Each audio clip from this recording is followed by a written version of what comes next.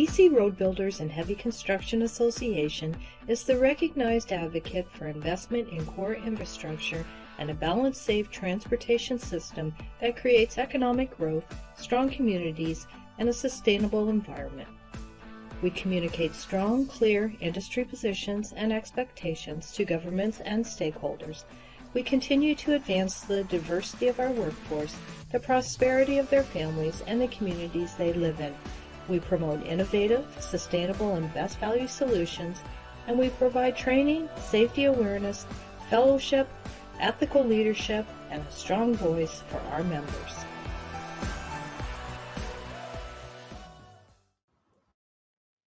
The BC Road Builders and Heavy Construction Association assigned the highest priority to full compliance with both the letter and the spirit of the Competition Act. It is vital that this meeting be conducted in a manner consistent with that policy. If at any time during the course of the meeting, BCRB and HCA staff believe that a sensitive topic under the Act is being discussed or is about to be discussed, they will so advise the meeting and hold further discussion. As attendees at this meeting, you should likewise not hesitate to voice any concerns you may have in this regard. It is important to bear in mind that those in attendance at this meeting may work for your employer's competitor. Any discussions of commercial matters with one's competitors may create the appearance of a Competition Act violation, even though there is none. Therefore, such discussion should always be avoided before, during, and after this meeting.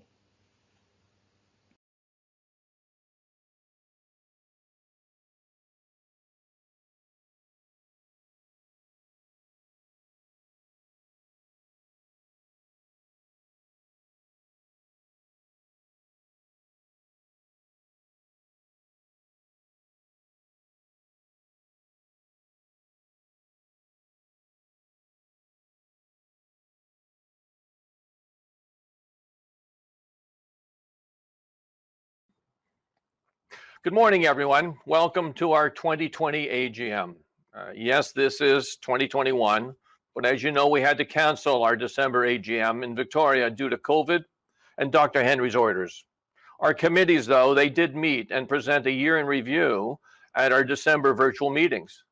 If you missed it, please go to our website. Reports are there, as are the videos. As has become a tradition at Road Builders, we would now like to welcome Chief Harley Chappell, Semiahmoo First Nation, who has recorded a message to open our 2020 AGM.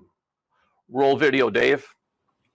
CM and his chalata CM, Heichka Quanasanatachel, Tiaswile, Hopakton Sintasna, CM Semiamasan, Nestle Quanaswal, the Quanaswal, Tiaswile, Heichka Quanasanatachel. It's it's in let's see Tia Makwilia. First off, I want to say good morning, friends and relatives. My traditional name is Wapakton. My English name is Harley Chappell. I'm the elected chief at Semiahmoo First Nation here in South Surrey, White Rock area. I just really want to thank each and every one of you for being here this morning to start off as we understand the best way we can. And we're coming from different territories and different places around the province. And as an exercise to begin ourselves here, I'm just going to ask you to think of whose territory you're on, whose traditional territory are you on, and what does that mean? You know, I'm a big fan of, as many First Nations are, a big fan of working with and being part of the progress that's happening in our traditional territories. And really the one piece that I suggest to the organization here is putting reconciliation into action, building reconciliation through partnerships, through opportunities, through advocacy for one another, but working together, as my cousin always says, being the agents of change in progress and in building a better tomorrow. So I'm just going to leave that with you, a few words to I hope, build on and think of and grow from. So thank you all for being here this morning. Thank you, Chief Harley. And we thank the Coast Salish Nation for allowing us to work and live on their traditional territory. As we move down the road of reconciliation, Chief Harley's words are very important to us, and we look forward to more reconciliation as you suggest. We're now currently waiting for our Minister of Highways to join us, or Transportation and Infrastructure, and here he comes. I've met with Rob once before, but it's now my great honor to introduce our new Minister of Transportation and Infrastructure, the Honourable Rob Fleming. Rob, thanks for taking the time to be with us today, and welcome to the Road Builders. We're eager to work with you and your team as we continue to stitch this great province of ours together. Good morning, and thank you for that introduction, Kelly. I hope you can hear me okay. Yes, sir. Thank you so much, and thank you to Chief Harley as well for his words. It's a real pleasure to join you today for the AGM. I'm on the territory of the Lekwungen-speaking people, the Songhees and Esquimalt nations, as I join you, and it's a real honor to join you today as the new Minister of Transportation and Infrastructure. I'm not going to lie, I was very excited when Premier Horgan asked me to take on that role, and I thank him every day for this opportunity. Having said that, it has been a lot to learn over the last couple of months, and there is a lot of learning ahead, including the learning that will occur working very closely with your association and your members. I have come to appreciate in a very short period of time how far and wide the reach is of this ministry, how important it is to have employees and regional centers in most of the communities, or many communities rather, across British Columbia. Our ministry also has a vital responsibility building and expanding infrastructure in every region of the province. And that, of course, has never been more important today as we look back on what we hope will be a once-in-a-century pandemic that we have all lived through and are not through yet. I'm very fortunate to have a great colleague in the Minister of State for Infrastructure, Bowen Ma, who your association knows well. I've got a great executive team at the ministry who you have worked with, for many of you, for decades. And it's a real pleasure, as I've said, to be able to work with you on our collective responsibility to help British Columbia bounce back and grow a strong economy from where we've been during the pandemic. Kelly, I had the opportunity to meet you back in early December. One of the first meetings I took as minister. It was on a screen just like this one, so we haven't even done an elbow bump yet. But I do want to thank you for your availability and your candor to me as a new minister. And it is a pleasure to be able to meet with road builders today here, even if it is virtually. I have to say, I have heard from longtime veterans in the Ministry of Transportation that the Road Builders AGM is something else to attend in person. So I am really looking forward to that opportunity, and let's hope that is the case annually when we get through the health crisis. Want to extend my appreciation, or extend the appreciation of Premier Horgan to you and your members and your employees on behalf of the province of British Columbia, for what you've done to improve our transportation corridors, whether it's building new infrastructure, whether it's repairing roads and bridges. All of this has been critically important to allow for the safe and efficient movement of goods and services in these very extraordinary times. And you've also helped us through, pandemic aside, a very difficult winter in many parts of the province. So I want to thank you again for that. I also know that it's your members who rescue communities that are stranded when we face things like floods and slides, which are all too regular as we adapt to a changing climate in the province of British Columbia. You're also the people who expand roads and bridges that supports the movement of goods and services, but lets British Columbians enjoy their freedoms around mobility to visit friends and loved ones and enjoy all that this great province has to offer. None of it possible without the work of BC Road Builders. It would be remiss of me if I didn't also single out this industry for the work that it has done to be an early adapter. Facing uncertainty, we didn't know much about COVID-19. We didn't know how virulent it was. We didn't know a lot about how it spread, and we had to invent, quite frankly, safe work practices using the science that we had. Using agencies like WorkSafe, the BC Centre for Disease Control, and of course, the excellent leadership that we've been privileged to have of Dr. Bonnie Henry and her team. But it was your industry, your members who faced fear and uncertainty, as we all did, in our livelihoods and in our communities, who were able to get back to work early and help everybody in British Columbia because of the work that you do. So my deep appreciation for that. And I know that we're not finished yet. We've got to get through this health crisis, but we're in as good a shape we are in part because of your efforts. And while our government's main responsibility remains getting us through the health crisis safely, at the same time, our major focus now as a government is on a strong economic recovery. We want to take every opportunity we have for BC to bounce back strong and as quickly as possible. And what that means for your members is there's a lot of work ahead in the months and years to come. From the outset of this pandemic, I do again want to thank you for your collaboration.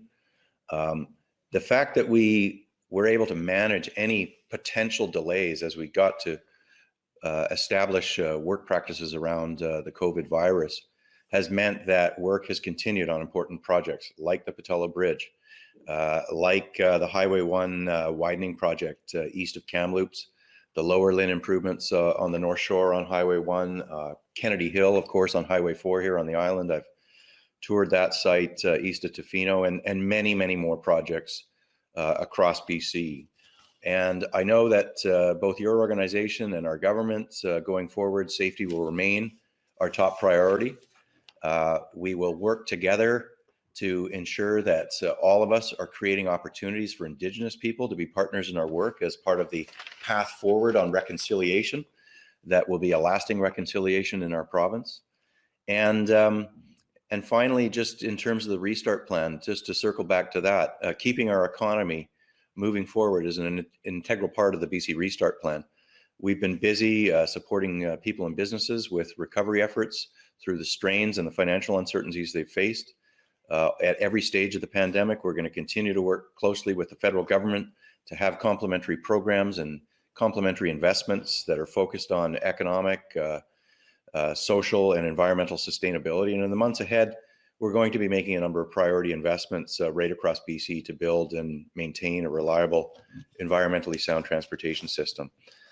We've obviously announced some recent investments in ferries, ports, transit services to keep those whole, to keep people moving around the various regions of BC and to be able to import and export goods.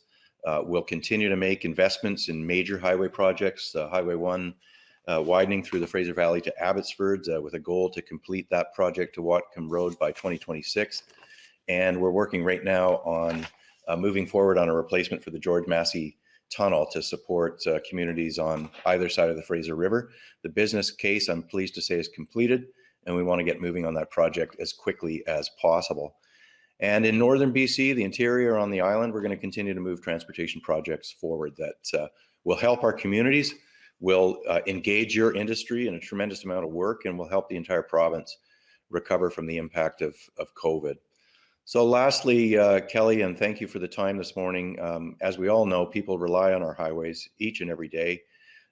They were reminded during this pandemic that to get goods and resources to market, to have store and hospital shelves fully stocked with vital supplies, that is the transportation network that we needed to be able to do that. And there's no doubt that we're all going to work together to keep BC moving forward. And as we put the pandemic in the rearview mirror, as we get through this next second wave and vaccinate our citizens here and around the world, I know that it's going to be the road building industry that's going to play a significant role in powering BC's economic recovery.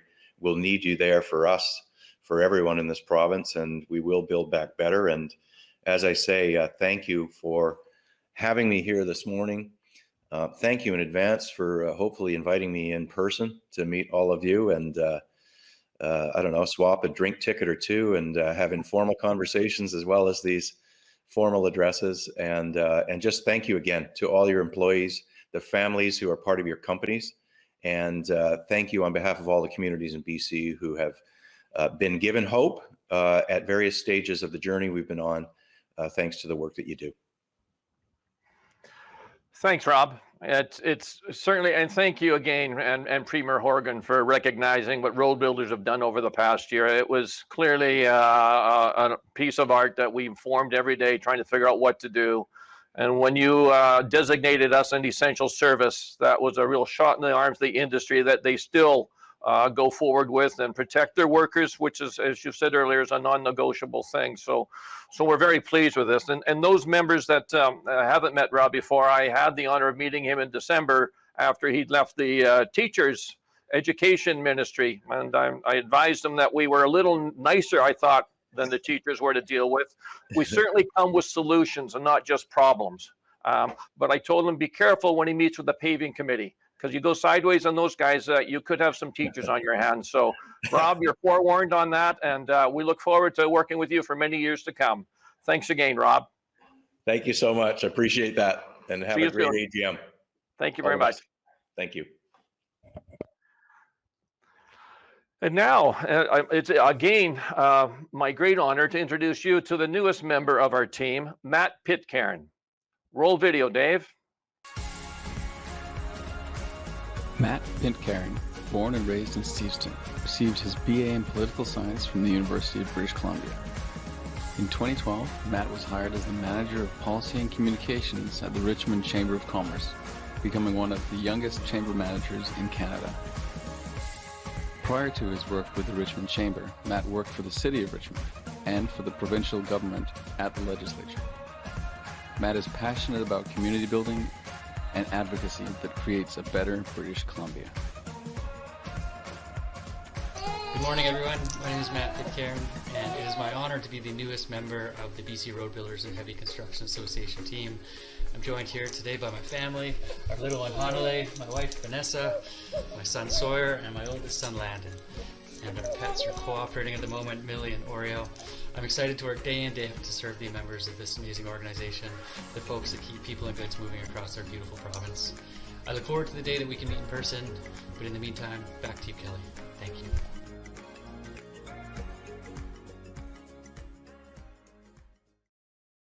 Matt, it's great to have you on the team. Nice to have somebody that's got hair around here for a change. So looking forward to working with you. Yeah, thank you so much, Kelly. It's really an honor to be here. And I already tell in my short time on the job that the Road Builders are a really fun group, generous group. So everyone who's with us today, you are registered for a $250 gift card draw just for being here. And we also have a big screen TV to folks who say hello in the chat or ask a question or just make a comment. So let's get those comments and questions rolling, folks, and get in a draw. That big screen TV, you're going to need a 5-ton truck to take it out of here. So let's see who wins. It's now my great honor to welcome our chair, Sandi Paulson, Vice Chair Paul Simpson, into the studio today. Welcome, Sandi and Paul. Thanks, Kelly. Good to be here. Thank you, Kelly. Good morning, everyone, and welcome, Matt. Thank you so much. And I guess it's my first act, Madam Chair. I believe you have recorded a welcome message for us. Yes, I have. One thing we've learned is to be well prepared for these online meetings and events. Please roll the video, Dave. Good morning, everyone, and welcome to our 2020 AGM. Over the course of my term as chair of the association, to simply say a lot has changed would be a huge understatement. But through it all, what does remain constant is the strength and leadership of our association. The BC Road Builders Association staff and your board of dedicated volunteers work hard to create, guide, lead, and weather all storms. As we move into this new decade, we will be in good stead with your incoming chair, Paul Simpson, at the helm. The board and I started out 2020 with a strategic planning session held last January. Following that, we hosted our first ever BC Road Builders conference in Maui, which by all accounts was a resounding success. Stay tuned for more information in the coming months on our next Maui conference. We will go again once it's safe to do so. And then March hit. Need I say more? Well, what I can say in all seriousness is that our industry is very responsive. We hit the ground running, armed with industry-specific COVID safety plans to ensure safety first while keeping our members working and delivering essential services in BC. We should all take pride in our accomplishments in preserving our industry's economic health while navigating our way through this ever-changing pandemic environment. Your board worked hard developing and then amending our 2020 strategic plan to identify our priorities, key strategic goals, and government asks, ensuring that we maintain common direction and messaging and speak with one voice to all stakeholders. To summarize, here are some of the highlights of our accomplishments and ongoing initiatives. Collaborating, advocating, and supporting government leadership to combat the impacts of COVID-19 while providing essential services and shaping our road to economic recovery. We continue to demonstrate that our industry has the ability to take on any and all stimulus packages, which would effectively deliver an immediate and positive economic impact to all communities throughout BC. We also advocate for sustained investment in core transportation infrastructure with all levels of government, industry, and stakeholders. Good roads cost less. Building and maintaining effective and strong working relationships with government, industry partners, and all stakeholders is a cornerstone of our association and is incorporated in many of our strategic goals. All committee reps have worked hard to implement their respective strategies and achieve their goals throughout the year. You can read the full details and their accomplishments in the reports circulated in our 2020 AGM report, or watch the videos recorded by the sector chairs and committee reps. Moving forward, our association, under the steadfast leadership of your president, Kelly Scott, will remain that trusted and recognized one voice that government looks to engage with as we protect and represent the diverse needs of all of our members and our industry. I extend a huge thank you to Argo for all of your encouragement and support, and for providing me with this opportunity to serve on the board. Thank you, Jeff and Argo. In closing, I thank the association staff and the board of directors for your guidance, support, and tremendous efforts over the course of the last 17 months. An honor and a privilege to work alongside such a fine group of dedicated and hardworking individuals. And a very special thank you goes out to Kelly Scott, who pulls all the components of our association together, always smooths the road ahead, and keeps us all on track. Thank you, Kelly. And thank you all, our attendees, members, and colleagues who continue to support our association. Thank you all, and now on with our AGM.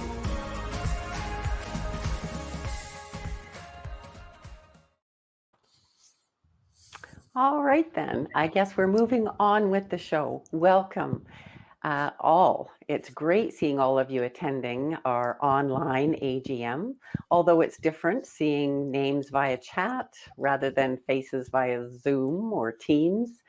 Oh, look at me speaking all 2021 like.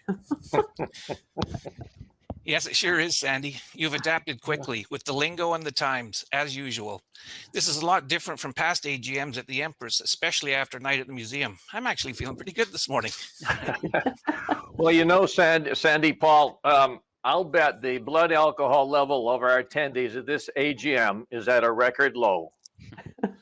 I'm sure that's true, Kelly, which will mean we have to be our best today because people are paying attention. Anyways, moving along. Normally, at our gala event, we call on all of our esteemed past chairs to stand and be recognized. And it's a tradition that we wish to continue.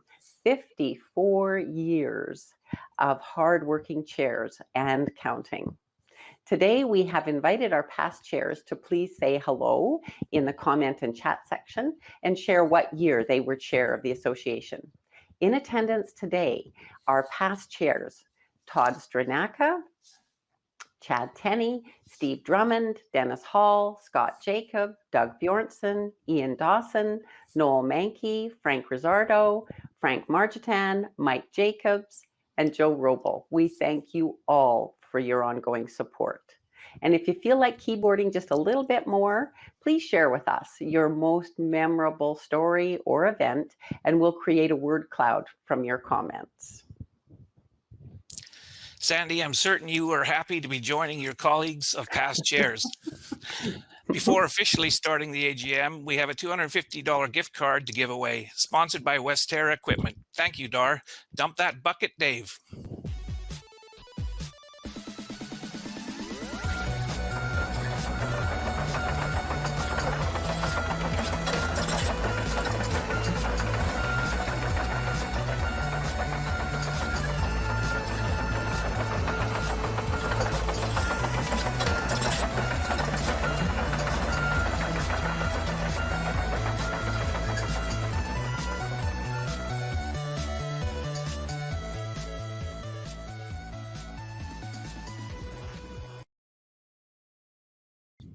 Congratulations to Tony Maida. You're $250 richer today for joining us. Congratulations, Tony Maida. Awesome. So I think we want to move things along, and I'd like to call to order the BC Road Builders and Heavy Construction Association 2020 AGM. Madam Chair, we confirm that a quorum is present. I also confirm our Competition Act is posted to the registration site and was viewed at 9:59 a.m.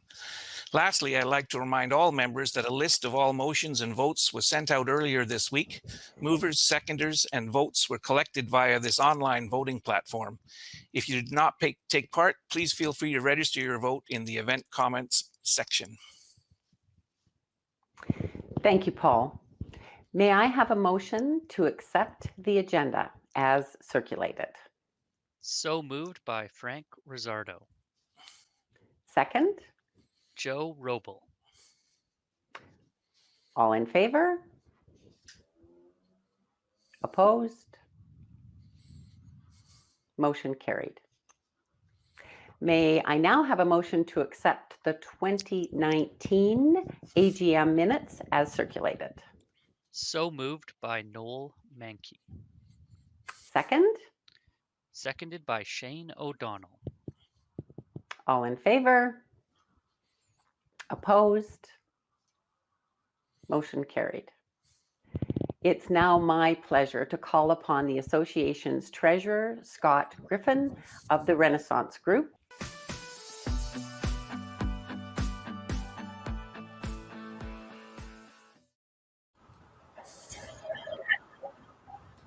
Thank you, everyone.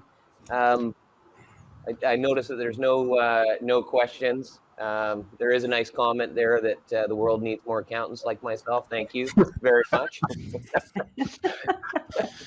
Was that a question you sent in? No, that wasn't pre-planned at all. But in any event, I'd like to, given that there's no questions, I would like to call for a motion to accept the audited financial statements as circulated. Moved by Lincoln Kine. Is there a second? It is seconded by Frank Rizzardo. Thank you. All in favor? Opposed? Motion carried. I'd like to move on now to make a second motion to approve the auditors Dong Russell and Company, Inc. for fiscal 2021 audit. And that is so moved by Lyle Johnson. Can I have a seconder? Seconded by Glenn Barker. All in favor? Opposed? Motion carried. Thank you very much. That concludes my financial report. Thank you, and I would hope to see everybody soon in person. Thank you, Scott. Moving on, Shane O'Donnell chairs the Indigenous Engagement and Relations Committee. Welcome, Shane. Goals are to increase the number of Indigenous members and size of our Indigenous workforce. We're working with governments, Indigenous leaders, and other associations throughout the province to bring more Indigenous representation to our member companies. Dave, roll the video. Good morning. Thank you for attending the BC Road Builders and Heavy Construction Association's annual general meeting. And thank you for your continuing support while we navigate through the pandemic. It is our industry that has led our economy through these uncertain times. While doing so, we have kept our workforce safe through implementation of superior safety protocols. We are fortunate to live in a province so vast and rich with resource and opportunity. It is these resources that have been the catalyst of our economy for generations and have provided opportunity for our industry and businesses to thrive. Unfortunately, not all British Columbians have had the same opportunities to participate in them and benefit from them. Since the early settlers arrived over 200 years ago, British Columbia's Indigenous people have been denied access and opportunity to prosper from these resources. The BC Road Builders recognize the importance of reconciliation and are committed to helping build capacity for the Indigenous community to participate in and benefit from our industry's opportunities. In 2020, as part of its strategic plan, the Board of Directors implemented the Indigenous Engagement and Relations Committee. Having had the pleasure to work with a number of First Nations communities throughout the province, I am honored to be appointed chair of this committee. BC is the first province in Canada to implement the United Nations Declaration on the Rights of Indigenous People, also known as UNDRIP. The UNDRIP is anchored in the complementary human rights of equality and self-determination. It is not privileging First Nations people with a set of rights unique to them, nor in opposition to non-Indigenous people. Rather, it seeks to ensure that all First Nations enjoy and benefit from the same human rights that non-Indigenous peoples benefit from. Its purpose is to remedy the historical denial of the right of self-determination and related human rights, so that Indigenous people may overcome systematic disadvantages and achieve a position of equality. The BC Road Builders and our members are proud to embrace UNDRIP. To date, we have led all industries in fulfilling the commitment to it. It is the responsibility of all of us. There are still many questions surrounding what UNDRIP means to British Columbians, the construction industry as a whole, and members of the BC Road Builders in particular have been working with First Nations to identify what it means to them. We ask how we can help address the challenges they face. We have done this by building solid, trusting relationships with Indigenous communities and have embraced the culture and values that are important to them. Collaboratively, we have created opportunities for employment, training, and partnering on many projects throughout the province, both large and small. Although we have taken steps towards reconciliation, there is still lots of work to do in order to achieve the equality that First Nations and their members deserve. The Truth and Reconciliation Commission call to action relating to business includes 3 recommendations: meaningful consultation and building relationships with First Nations, equitable access to jobs, training, and education to Indigenous people, and education of management and staff on Indigenous history and our responsibility relating to UNDRIP. Based on these statements, and as a starting point, the Board of Directors have identified 5 key action items. First and foremost, we must embrace the cultures of the Indigenous people. British Columbia is home to 1/3 of all of Canada's First Nations, approximately 198 First Nations, each with their own unique histories, traditions, and rich culture. As a prominent leader in the Indigenous community said to fellow board member Joe Wrobel, "Don't talk to us to get to know us. Rather, get to know us so we can talk." We take this to mean that it's the first step in Indigenous engagement. We must earn the trust and respect of First Nations and their members before we can move forward with reconciliation. We are committed to holding Indigenous awareness meetings, which will include Indigenous leaders, various government representatives, and members of the BC Road Builders. We anticipated having commenced these sessions by now. However, the restrictions surrounding the pandemic have made it difficult to have these groups come together. We feel it is important to meet in person and look forward to a time in the near future where we can meet and collaborate in person. Second, as an association, our goal is to increase the number of First Nations business and size of our Indigenous workforce. As a starting point, we are aiming to identify how many Indigenous people and businesses we currently have in our membership companies. This will give us a baseline of how our industry is currently doing and how much work we need to do. We will communicate these findings to government and industry and work together to develop methods to increase opportunities for Indigenous people and their participation in them. We will continue to bring together Indigenous leaders from throughout the province, local and provincial governments, and industry to identify and implement ways to ensure we create more opportunity for Aboriginal-owned businesses, along with training and employment opportunities for their members. Third, and as a result of the previously mentioned initiative, we will identify and ask an Indigenous member to join our board of directors. We feel it necessary that the Indigenous community has a voice at the table to help move these initiatives forward in a positive direction. Next, we are finding ways to increase the total value of contracts awarded to First Nations-owned businesses.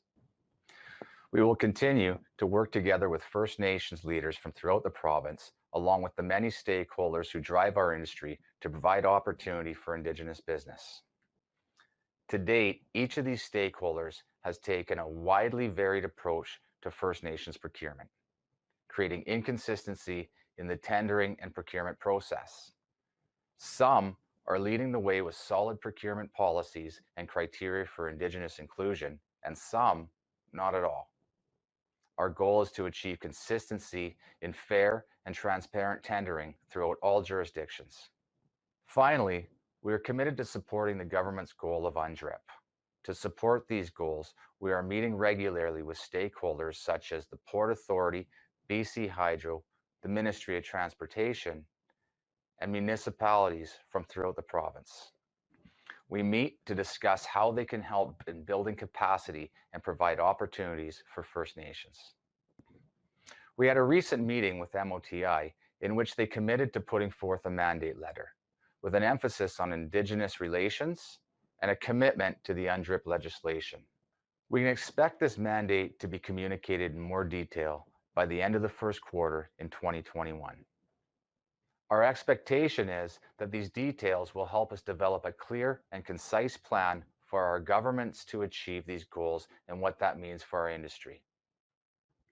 Repairing the nearly 200 years of undoing will not happen overnight, but together we can make great strides in bringing prosperity and equality to the Indigenous community for all future generations. Thank you.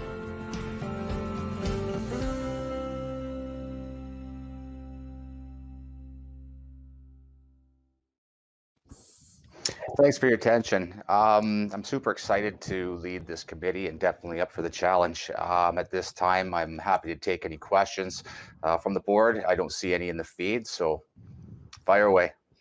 Well, thank you very much, Shane, for that very thoughtful and thorough presentation. That was great. I have received one question in advance. When do you plan on meeting with First Nations? I know it's challenging right now, but are there any virtual or in-person plans? Well, Matt, we feel that it's important to meet face to face and in person. We feel that's the best opportunity to get good dialogue. We'll see what the next round of restrictions Dr. Bonnie Henry comes out with. But if we go any further, then yeah, we'll have to go virtually and kick this off. Last thing we want to do is say we're going to do something and not get on it promptly. So look for something in the early spring.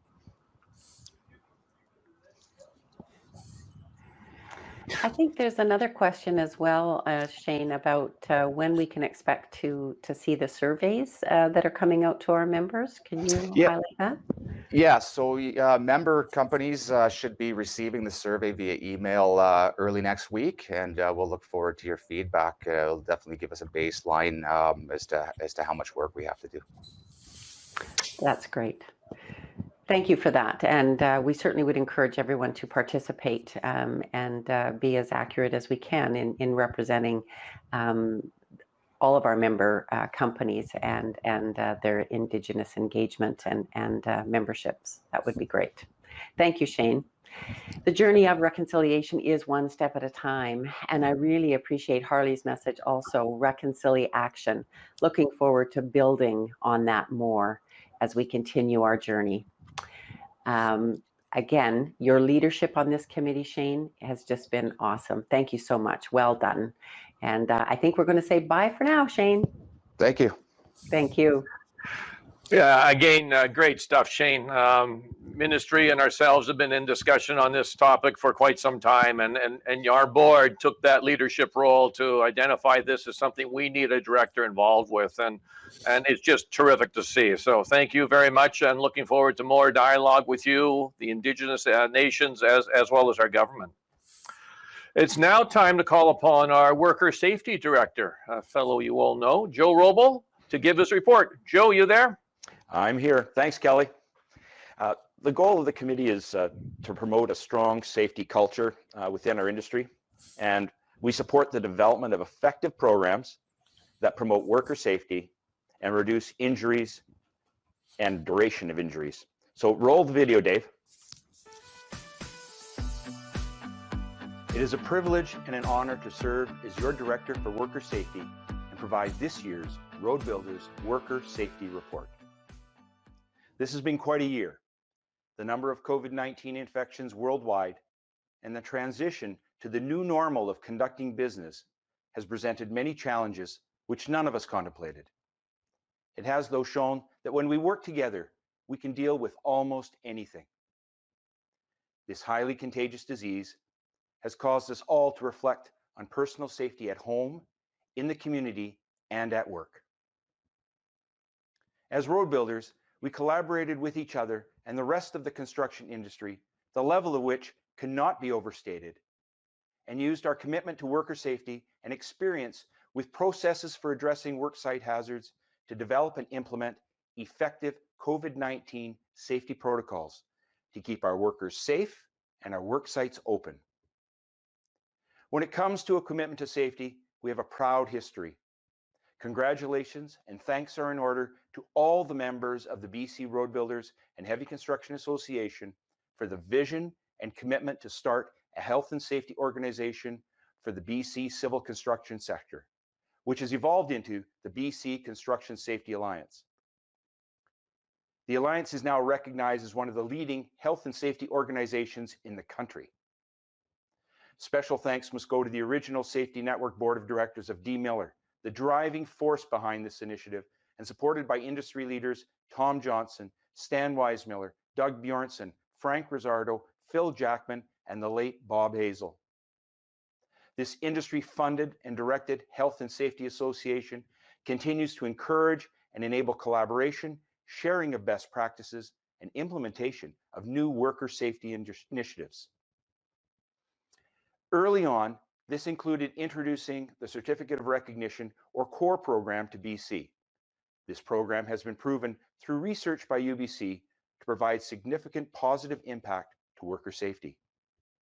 Our BC Road Builders and Heavy Construction Association strategy for improving worker safety and return to work outcomes has two parts: programs and advocacy. For programs, we actively participate with and use the Alliance.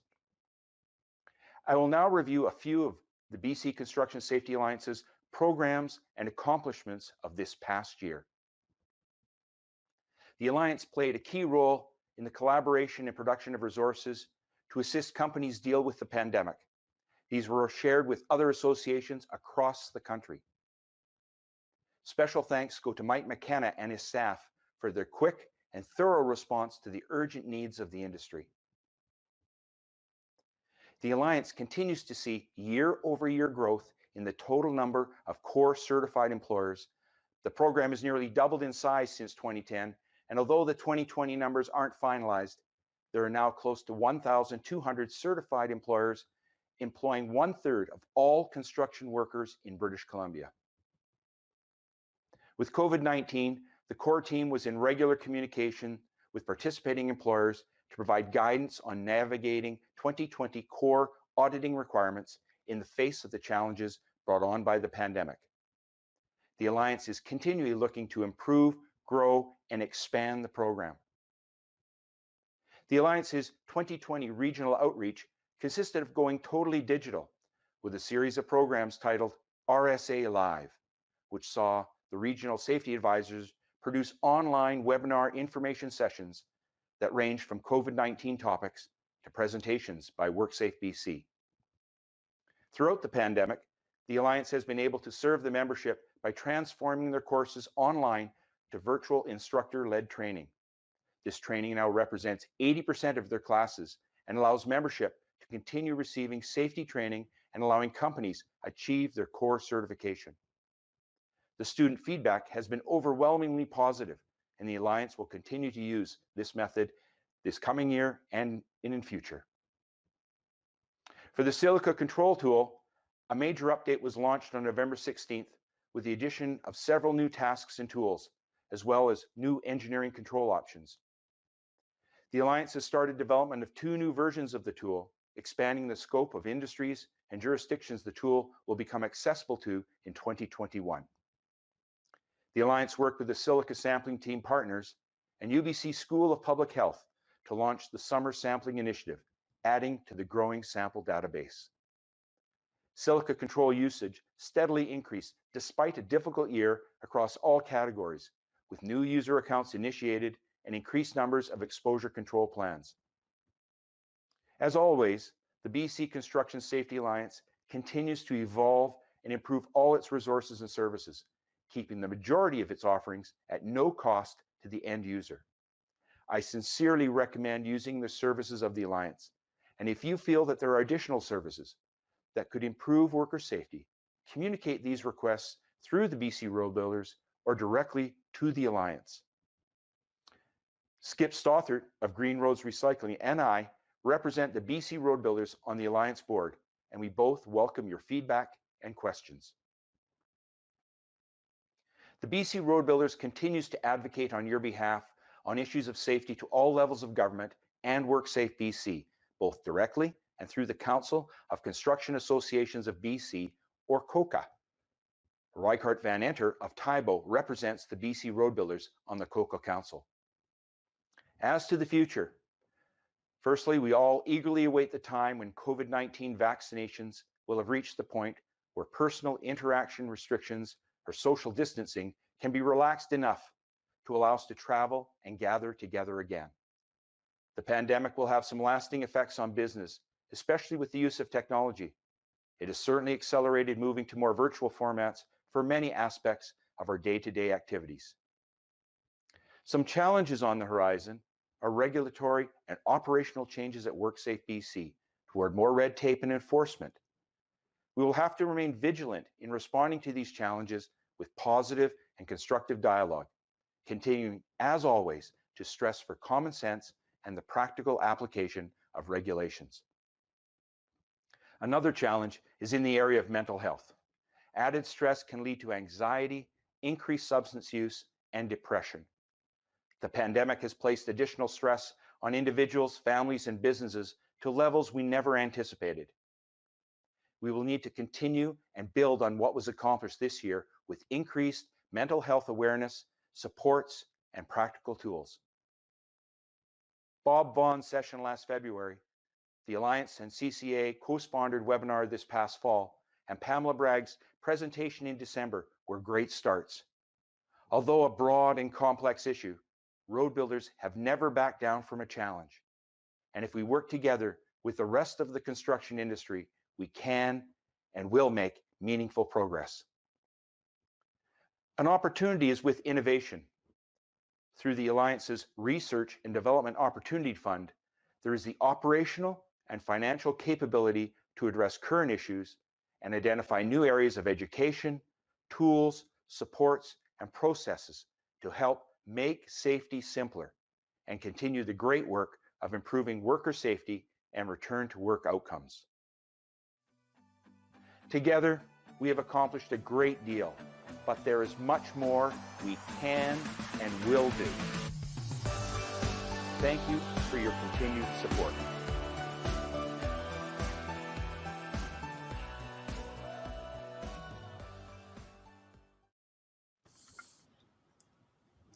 Well, thanks for that great presentation. We do have a question coming in from Lincoln. Joe, do you have any insight for this industry into the trend of classifying COVID as a work-related injury? I think thanks, Lincoln, for the question. It's an excellent question. There has been, I think, if you recall, the WorkSafe board determined that it was presumptive case that if COVID, if I get it straight, if a COVID-related injury is reported, it's taken as a presumptive yes that it is related to work, instead of proving that it came from work and from the community. So it starts with a presumptive, and that's what the board has determined and set that process. How it's going to all fall through is something that, depending on how it's going to work through the administration, the organization, is something that we're going to have to stay on top of and continue, as I said, to be vigilant and deal with, again, be positive and constructive, and stress for common sense. So I'm not sure if I completely answered your question. It's rolling through. It started out, and I know we had issue with that, but it was the board of board of the WorkSafe BC made the decision and determined that it was a presumptive case. Thank you, Joe. I believe we have time for one more question. Have we seen a change in safety stats in our industry during COVID? We've looked at that, and I've had some anecdotal information, but it hasn't been totally quantified yet because the numbers haven't really come through. But the fact that there's more attention paid during the pandemic to planning the work, to increased hygiene, to increased efforts and thought processes around safety. Some companies have seen a reduction in their injury rate. So we are looking at those stats. We've asked WorkSafe to continue to provide those to us, but there's always a bit of a lag that comes forward from that. So it takes us a bit of time to put that together. Well, thank you, Joe. And I think we can quickly squeeze in one final question. Sure. From Steve Drummond. Is the injury management program going to be restarted? That's a good question. Just heard some, there's not much I can say on that one. I heard something yesterday, but I really am not at liberty to say much more on that. That's something that we've continued to lobby for for WorkSafe. So let me just put it this way, more to come on that, Steve, but thanks for the question. Okay, well, thank you, Joe. Worker safety is one of our cornerstones, and we were very lucky to have you leading our charge. Thank you to all our committees and chairs. I look forward to working with all of you again this year as we move into the second decade of our 21st century. Thanks Thank you for your time that you volunteer with the road builders each year. Greatly appreciated. You're very welcome. And as I said, I'm honored and privileged to serve. Thanks, Joe. Now, joining us in the studio, we have Steve Drummond. Steve is our representative at the Canadian Construction Association. Welcome, Steve. Everyone's mentioned in every report, the pandemic has hit us all hard.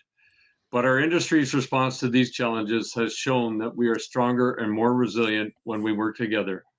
While some industries across Canada were forced to shut down, most of the construction industry was able to continue to operate safely as an essential service provider. The success of the industry was largely due to our ability to adapt and react to changes as they were happening. A perfect example of this is the smaller, nimbler CCA board. While the new governance model has been in place for a year now, I think it's due to these recent changes that they were able to adapt to challenges and meet industry needs in a way which may not have been possible before. This year has also this year also saw significant growth in our industry's relationship with our federal leaders. For the first time, we saw government coming to us for advice and expertise, a sign of the influence that CCA has built over the last few years. And through events like the CCA's annual Hill Day, Kelly and I were able to meet with Employment Minister Carla Quattro and MPs Taylor Bachrach and Terry Beach to continue to open dialogue and to build connections with our federal representatives. While we have accomplished a lot over the past year, there are still many areas where we can continue to grow. Areas such as federal support for infrastructure investment, the flow of funds already dedicated to BC infrastructure, and expanding the industry workforce to recruit, train, and retain the next generation of skilled workers, including women, Indigenous, and other demographic groups, will be important to our continued success. Here with us today to provide some insights on what is happening across the country and to share how we will continue to progress into 2021 are today our CCA's chair, our very own Joe Wrobel, and President Mary Van Buren. Roll the video, Dave.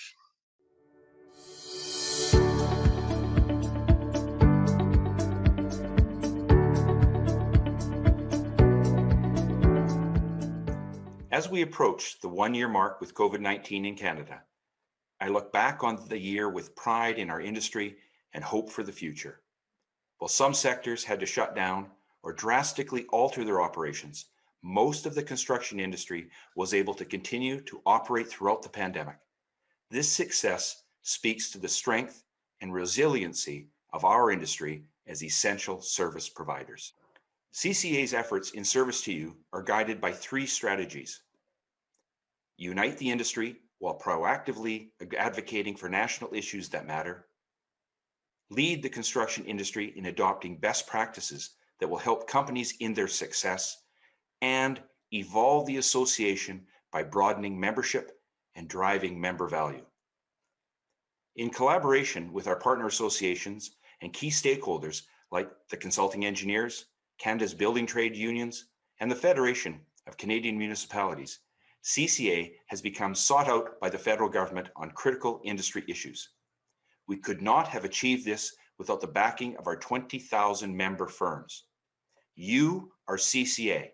We are passionate about making sure that your needs as a partner association and as our collective members are being heard and addressed, especially during such trying times. I'd like to take a few moments to reflect on the successes of 2020, beginning with federal advocacy. While not all of you work directly with the federal government, you are all affected by the rules they make and the investments they allocate to infrastructure. CCA speaks daily with federal departments, from finance to Treasury Board to ministers' offices. And last year, we successfully persuaded the Government of Canada to pay for direct COVID-19 costs on federal projects. We secured an extension of key pandemic relief programs like the Canada Emergency Wage Subsidy and changes to the Commercial Rent Assistance Program. And we educated parliamentarians and government staff on the risks of assigning workforce quotas in the guise of community benefits. While CCA staff can and do a lot to advocate on your behalf, MPs really appreciate hearing from you, their constituents. In 2020, we asked for your engagement in 3 ways. The first was to send a letter to your MP to secure cost recovery for COVID-19.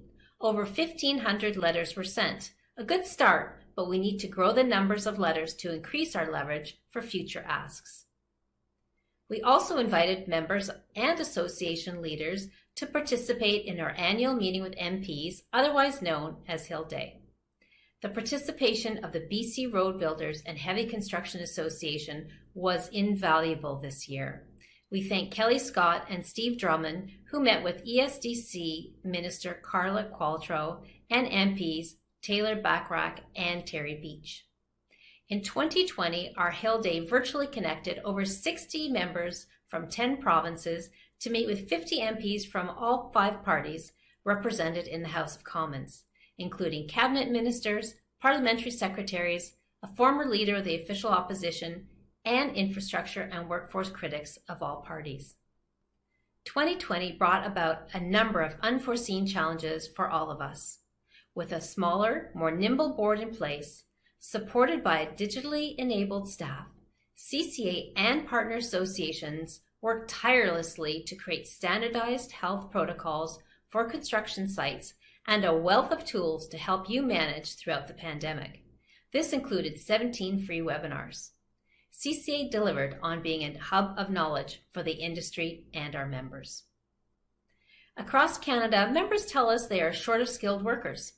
Last year, CCA launched the Talent Fits Here campaign to help shift the perception to the industry as a career of choice and to attract the next generation of diverse talent. The campaign is gaining traction on social media with over 20 million impressions, 60,000 page views, and over 2 million video views. In 2020, we also launched 2 new free member services designed to support the adoption of innovation within the industry. The first is the Construction R&D Portal in partnership with Cognite.ca. With a few clicks, you can access construction-related research happening at post-secondary institutions across Canada. And our latest service is the KPMG Digital Maturity Assessment Tool. This confidential online tool helps Canadian construction companies benchmark your digital efforts against firms of similar sizes. As we look to 2021, CCA will focus on 3 issues. 1, long-term infrastructure investment and the urgent flow of funds. We can never take investment in infrastructure for granted. The federal government is being approached by industries that have been decimated, like hospitality, tourism, and retail, asking for bailouts. Infrastructure spending is not a cost nor a bailout for the industry. And Minister McKenna reinforced this message in her own presentations, that every dollar spent generates a 3 times return to GDP. Past infrastructure investments in our roads that carried supplies, our hospitals caring for our sick, and our clean water to maintain hygiene standards have stood us well during this pandemic and will do so in the future. The Canadian Infrastructure Report Card identified the significant infrastructure deficit, with many roads and bridges needing urgent attention. With private sector investment faltering, we, Canadians, need the federal government to take a leadership role. The government must ensure year-over-year consistency and long-term predictability in funding these critical infrastructure projects and get the project dollars flowing urgently. There are already billions of dollars earmarked for infrastructure. BC has $2 billion uncommitted from the Invest in Canada plan, but these funds are blocked between the layers of government due to jurisdiction fights. Flexibility is necessary to meet the needs of the community. Vernon, for instance, does not need light rail, but they need their roads fixed and water lines upgraded. This may differ sometimes from the aspirational goals of the federal government. The government must also figure out how to address the shortfall in funding for airports. The cancellation of YVR expansion due to lack of funds is an example of short-term thinking. 2, fair and transparent procurement. CCA exists to ensure a fair and transparent procurement climate. We support an inclusive and diverse industry and have worked closely with the BC Road Builders and the other BC construction associations on aligning messaging to the provincial and federal government on community benefits. At the federal level, our message is that applying workforce quotas does not work, especially when you look at the experience with this south of the border. Furthermore, we are seeing a concerning trend of provincial or even municipal protectionism, where projects or workers can only be hired within certain geographical limits. This goes against multiple CCA policies, which are designed to promote fairness, entrepreneurism, and the freedom of the worker. Instead, we are asking the federal government to work with us to develop this diverse workforce, support our promotion initiatives, provide incentives to hire apprentices, and to reduce barriers that are within their control, like security clearances. Risk sharing, prompt payment, reprisal clauses are also on our radar. 3, workforce attraction. In 2021, we will continue to promote the industry as a career of choice with our Talent Fits Here campaign and support our local construction associations with their youth outreach programs. CCA has also assembled a working group to identify options to meaningfully address racism in the workplace. As I stated at the beginning, unifying the industry is core to what we do and why the CCA was founded in 1918. On that note, I would like to invite you to attend our virtual conference. We know that not all of you could take the time to join us in our past in-person conferences, so this is a great opportunity to not only learn, but enjoy some social activities as well. In addition to our keynote speaker, retired General Rick Hillier, another Canadian icon, Dan Aykroyd, will host a special social event. Thank you for being members of the CCA. Together we are stronger. Together we will build a better Canada.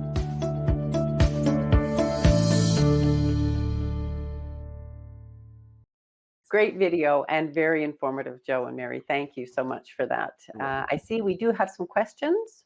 Yeah, our first question here is for Mary.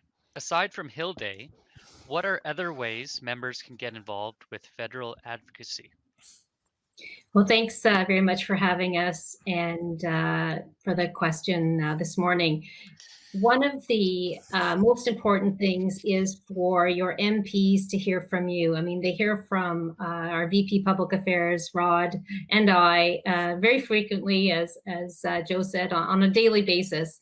And so really it's your voice that counts. So when we do send out calls for action, like the letters, we urge you to send in the letter and get your friends and family to send in the letter because it really has an impact. And the second, which is, an easy way for you to do every day, is to follow us on social media, to add your comments to our advocacy messages, and that can really amplify the message. We also have a hashtag CDN Construction Gives, which is a way for you to share the great work that you do. And Matt mentioned it, about a half hour ago, about how generous the community is. And there's so much that you do, from providing PPEs to lunch boxes to building shelters. And this really shows how you are benefiting communities from across Canada. And these are examples that we use when we speak with the federal government as well. So keep up that great work and get the credit for the good work that you're doing. Thank you, Mary. I see we have another question here from Frank. Is the BC Road Builders and Heavy Construction Association going to take a position with the protectionist Saskatchewan government, which is contrary to the Western provincial trade agreements? And I'll just throw that out there and see who jumps in. Well, I'll jump in on that one if I could. The BC Road Builders and Heavy Construction Association have really joined with CCA and the other provincial organizations. We formed a working group, and we have a strategy. We're working on that, and we are taking a strong stand. It's important, as I said, it was in the video that you saw, that procurement be fair, open, and transparent. And that's a guiding principle at CCA, and certainly supported by the BC Road Builders and Heavy Construction Association. Well, thank you, Joe. And I think that also addressed the follow-up question that I saw from Frank. We have another question for you, Joe. How has the CCA helped the civil sector? Well, great question. Thanks. Well, besides supporting the local construction associations that CCA did with BC Road Builders in opposition to the City of Burnaby's reprisal clause, I think the main part is advocacy. CCA's advocacy on infrastructure is really driven by the civil sector. And I think Frank Rizzardo could probably attest to this, and John Miller before him as well, that it wasn't always the linkage between the need for infrastructure investment and tying infrastructure investment to the economy and stimulus. And I think if you look at the messaging, particularly coming out of the federal government from Minister McKenna, when she's using the multiplier, as I mentioned in the video, that for every dollar invested in infrastructure, there's a $3 increase to the GDP. So it's increasing the economic activity. So when we're talking about coming out of this pandemic and needing an economic stimulus, the best place for that stimulus is in infrastructure, in investing in infrastructure. It's infrastructure that's owned by the taxpayers. It's going to improve that, and it's the asset of the taxpayers, as well as stimulate the economy. Again, it's not a cost. We're not asking for bailouts. We're asking for an investment that will better Canada. Yeah, thank you, Joe. And I think we have time for one final question, and this one's for Mary. How does CCA plan on expanding the Talent Fits Here campaign in 2021? Thank you for the question. We're very proud of the industry. And one of the things that we learned was that not everyone sees it as a career of choice. And so we have an opportunity, certainly with the pandemic, to attract people who have unfortunately been displaced, harder hit sectors like hospitality and tourism, and bring them into the construction sector. And a really important part of that is attracting the underrepresented segments. And so we are working very hard to make our industry more inclusive, and certainly want to congratulate Shane and his committee on the great work that they're doing in terms of attracting Indigenous, not only into our workforce, but also in the industry. And that's, I think, a great example of how BC Road Builders and CCA can continue to complement each other. We can strengthen each other's initiatives, and we can make this the best industry to work in. So lots more to come on that campaign. That's great.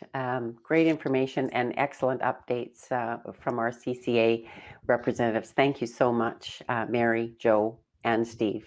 Thank you. Our relationship welcome. with the CCA is very important, as you all know, and thank you again.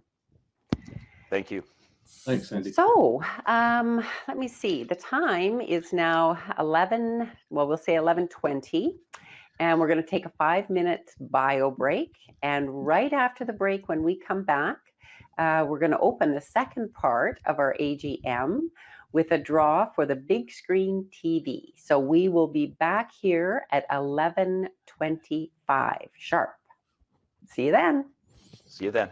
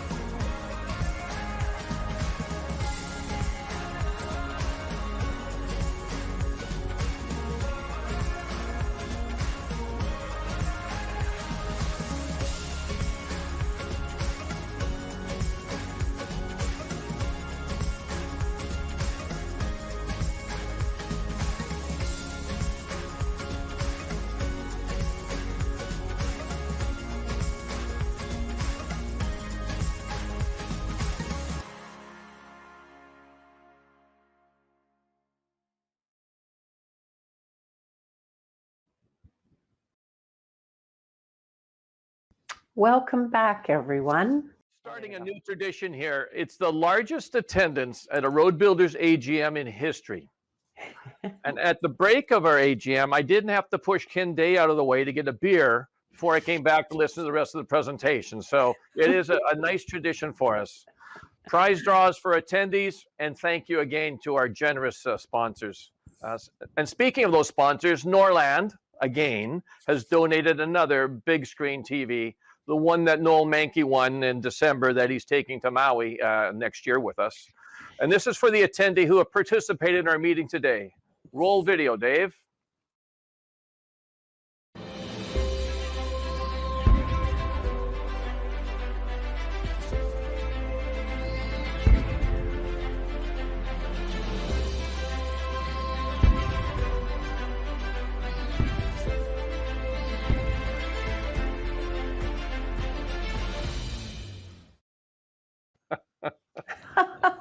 Well done. Well, congratulations, Dan. I think your Super Bowl is going to be even better this Sunday. So come by our office and we'll help you load up that 75-inch monster. Congratulations, Dan. Well, that's surprising. What can I say? Moving along, I would like to now welcome our past chair, Todd Strynadka. Welcome, Todd. And now, as my final action, I present to you the Nominations Committee report. Roll the video, Dave. Thank you, Kelly. When you view a picture of a board of directors, there's always one person smiling just a little bit more than the others. That year might be me, and that would be the past chair whose time on the board has come to an end. Before I exit left, I would like to take a moment to say that you get out of an association what you put into it. I truly recommend to all of you as members, get involved. We have many committees, we have many initiatives for you to put your name forward. Trust me, you will not regret it. As my final action, I now present to you the Nominations Committee report. The BC Road Builders will advise that due to COVID-19, we are leaving the board status quo except for the retiring past chair, myself, and the retiring board governance director, Mr. Chad Tenney. 2 positions on the board have been filled from nominations by the nominating committee. The board executive is nominated by the nominations committee prior to the AGM. The nominations are confirmed by ordinary resolution. Your board has put forward the following slate of directors for the executive for 2021. Paul Simpson, Hall Constructors, Chair. Rob Hazel, Emil Anderson, Vice Chair. Scott Griffin, Renaissance Group, Secretary Treasurer, and Sandi Paulson, Argo Group, as the past chair. For the construction sector, the following will serve as directors for 2021. Lincoln Kind, Lafarge, Shane O'Donnell, Tybo Contracting, and Grayson Doyle, Hewitt. For the maintenance sector, the following will serve as directors for 2021. Stephen McNeil, YRB Group, Steve Drummond, Capilano Highway Services, and Peter Ashcroft, Main Road Group. For the service and supply sector, the following will be your director for 2021, Chris Clark, Atlantic Industries. The board, as allowed, plans to appoint the following as directors for 2021. Joe Wrobel, JPW Earthworks Inc., Worker Safety. Colin Blenarowitz, Emil Anderson, Paving. Lyle Johnson, Eurovia BC, Bridge. Glenn Barker, Jacob Brothers Construction, Municipal Relations. And Steve Drummond, Capilano Highway Services, will serve as our CCA rep for 2021. Congratulations to all of you. Good luck. And that ends my report.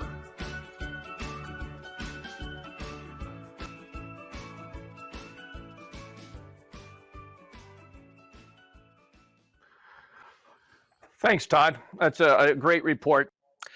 With that, may I have a motion to accept the slate of directors as the 2021 executive? Peter Ashcroft so moves. Second, Colin Blenarowitz. All in favor? Opposed? Motion carried. Thank you, and congratulations to all of you. Thank you, Todd. Certainly, Todd, it's even though it has been a strange year, it's great to see that even through all these audio issues now that you're still smiling. Our board is resolved. And as always, thanks to your report, well positioned to lead us through 2021 during these uncertain times. So Todd, one final thing before you go and leave us, depart us as past chair or past chair. I'd like to take this opportunity to thank you for your support and mentorship these last few years. You've been just awesome. You're extremely active within the association for the last several years, and all of your hard work and your commitment to the association is greatly appreciated. Thank you, Madam Chair. As I said in my opening, you get out of an association what you put into it. It has been my honor to serve you, the members of the BC Road Builders, and thank you for all of your support. I'd also like to express our sincere thanks to Chad Tenney, another past chair and director who's also retiring from the board this year. Chad has also been a great asset and influence on the association during his time on the board. He spent many hours advocating and developing and maintaining strategic relationships on behalf of all of our members and the association. Both these gentlemen's insight has guided us through some incredibly positive changes within our association and the industry.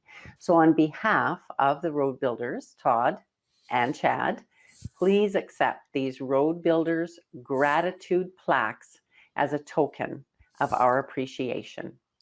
Thank you both. Well done, and for all of your hard work over the years.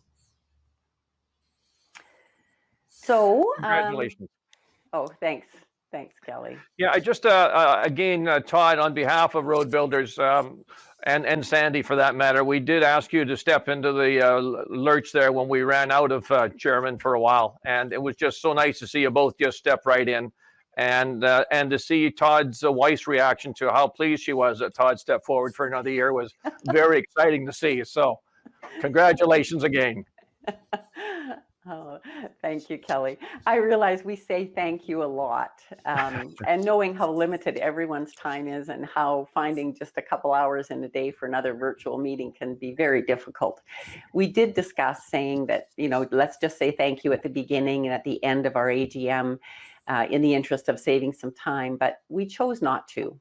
BC Road Builders has an attitude of gratitude, and we live by that attitude equally as much as by our ready, willing, and able motto. And, you know, so certainly we just feel the need to express our appreciation in words, and we feel that it's important for all of our dedicated volunteers to hear that, and we can never say it enough. So once again, with all sincerity, we thank everyone for what you do, what you bring to the table, and how you bring it. We are sincerely appreciative and really want you to hear that often. So thank you all. It's now my great pleasure to welcome your 2021 chair, Paul Simpson of Hall Constructors, and pass the gavel to him. Thank you, Sandi, and thank you for your leadership. The past 17 months have been very interesting. Before you go, on behalf of all road builders, I would like to give you the past chair Road Builders pin as a token of our appreciation of your leadership, counsel, and guidance.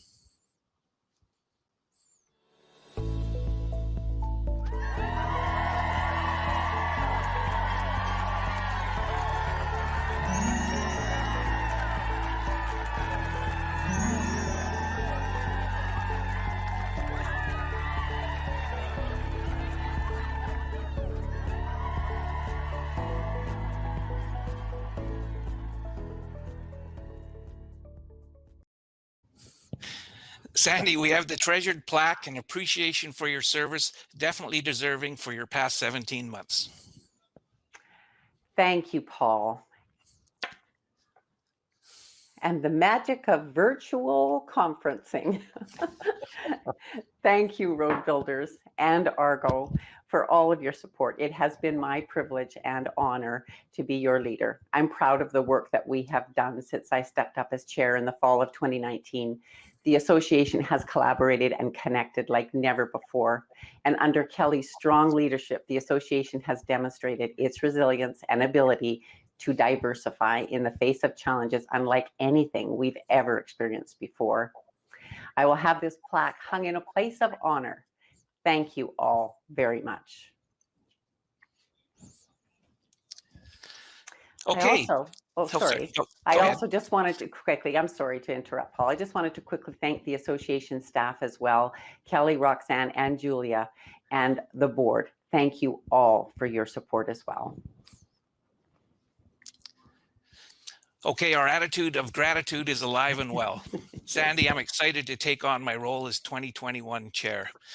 Just my luck, I'm following you, a talented class act who did a fantastic job in extraordinarily difficult times. Thanks, Sandi. Thank you. To be honest, my inside voice asked, why couldn't I have followed Ken Day? Anyway, I thought it best that I prepare and record this acceptance speech just in case the gods decide to test me with an internet drop or some other challenge to start 2021. Sandi has handed over big shoes and colorful shoes to fill. Roll the video, Dave.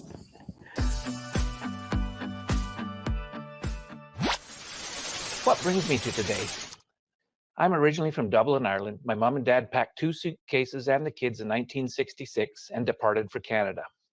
After a few days in Toronto, which was not to my mother's liking, we hopped the train to Vancouver. Arriving here, Mom could smell the ocean, and we'd found our new home. I started in the construction industry in 1975 at the age of 17, weighing trucks for Columbia Bitcholithic. I've been very fortunate that every employer I've ever had, and no, there hasn't been that many, have been members of the BC Road Builders. I became aware of the BC Road Builders' reputation early in my career. Columbia is one of the founding members. Senior staff were chairs of the Road Builders Association over many years. I remember the annual conventions and events, although at that time I had never attended any. That pleasure was reserved for management.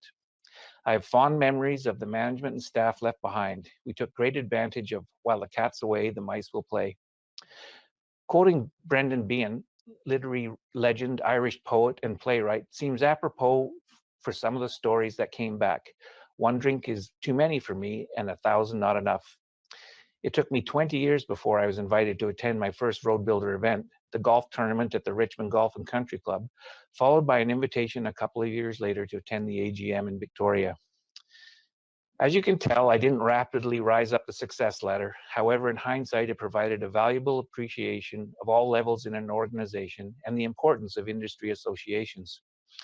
After 32 years with Columbia, albeit with a brief and enjoyable soiree in the highway maintenance industry with Main Road, it was time to move on.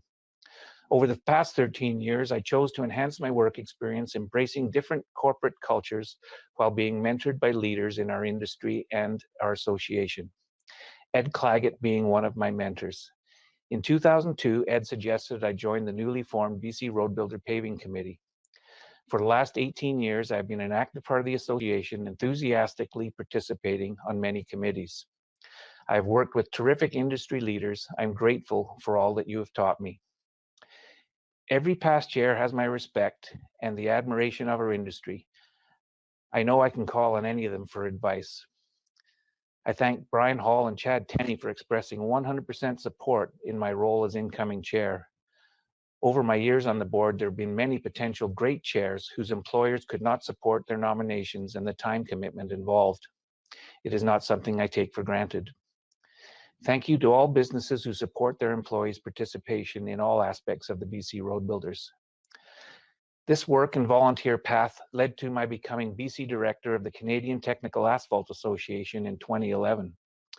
During this 2-year opportunity, working with my provincial peers, I came to realize the BC Road Builders had developed relationships with stakeholders that were far stronger than most provincial associations in Canada. I am proud that BC is a leader in this regard, and I will do my best to maintain our relationships with the many new faces we will meet in the coming year. Becoming your 21 chair embraces a series of legacies. I've worked directly for 9 past chairs. The encounters are priceless. Don Bird, Yes, Jane and Jim's dad, for those of you who have had the pleasure of working with them. The first time I met Don was late in 1975. As part of the crew at the Mitchell Island asphalt plant, I attended a retirement dinner for Del Swanson at Mulvaney's restaurant on Granville Island. Don was so kind and appreciative of Del, our plant foreman, and our crew. I never forgot how good it felt to get that kind of recognition from the top boss. Don also introduced me to an after-dinner port. Mickey McDowell. I met Mickey early in my career. At the time, he worked part-time for Columbia, managing the safety program. I thought it was very cool that Mickey also worked part-time for the BC Lions, the Vancouver Canucks, and BCIT. Mickey was a great teacher, trainer, and speaker, and had an exceptionally positive outlook on life. Dennis Hall. I first met Dennis when he was at Bell. I've recently had the pleasure of working more closely with him. I can tell you that the passion for construction and entrepreneurship is burning as strong as ever in the Hall family. Cliff Wyatt. Cliff probably taught me the toughest and most important lesson. At 22 years old, I'd been at Columbia for 5 years. As dispatcher, I figured the place couldn't run without me, so I asked for a meeting with Cliff to discuss my future. Cliff told me I didn't have one. I was so upset I quit. Fortunately, the superintendents immediately hired me as a grade man. Ever since, I have mentored up-and-coming employees to balance ambition with patience. Another memory of Cliff. He was also quick to point out when I didn't stand close enough to the razor in the morning. Rod Frew.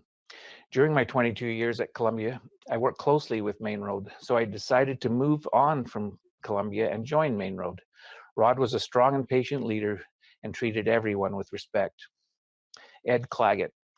I very much enjoyed my time at Main Road. However, Ed Claggett and others convinced me to return to Columbia. Ed was remarkable at starting things others couldn't and cleaning up or finishing things that had gone awry. I did, however, have to look elsewhere to learn how to start and finish the same project. Scott Jacob, another passionate entrepreneur. Scott quickly had me thinking I was back in kindergarten. They say you can't teach an old dog new tricks. However, Scott sets a very high bar. Good enough is simply not in his vocabulary.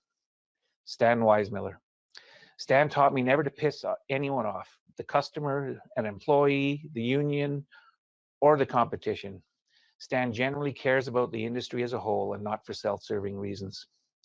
Chad Tenney. Chad has taught me that sometimes you really have to get to know someone to appreciate their talents, and I'm very grateful that Brian, Chad, and Dennis have given me the opportunity to share my experience with them. Our association is a strong network of leaders who believe in our economy, our industry, and each other. We may be competitive in business and cutthroat in tenders, but we have never lost sight of our strategic goals. We are passionate in our desire to build better roads, build a stronger association, and leave a legacy for those to follow. At the beginning of the new year, the incoming board and chair take a 2-day retreat to create the BC Road Builders Annual Strategic Plan. Our 2020 plan incorporated a solid COVID response, which aided us in earning the Essential Service designation. 2021 won't see an in-person retreat. Nevertheless, our incoming board will generate our strategic plan through virtual meetings. We will keep our association healthy and powerful, and perhaps enjoy a glass of port as we meet to create. We are heading into the uncertainties of 2021, a bit better prepared due to the leadership of 2020 and the ability to meet challenges head on. The BC Road Builders and Heavy Construction Association, along with our partners and affiliates, played a key role in 2020, helping to support our BC economy and our members, plus our committees to build deep relations with ministries and all levels of government. Back in 2000, I attended a conference titled, "Change is not necessary.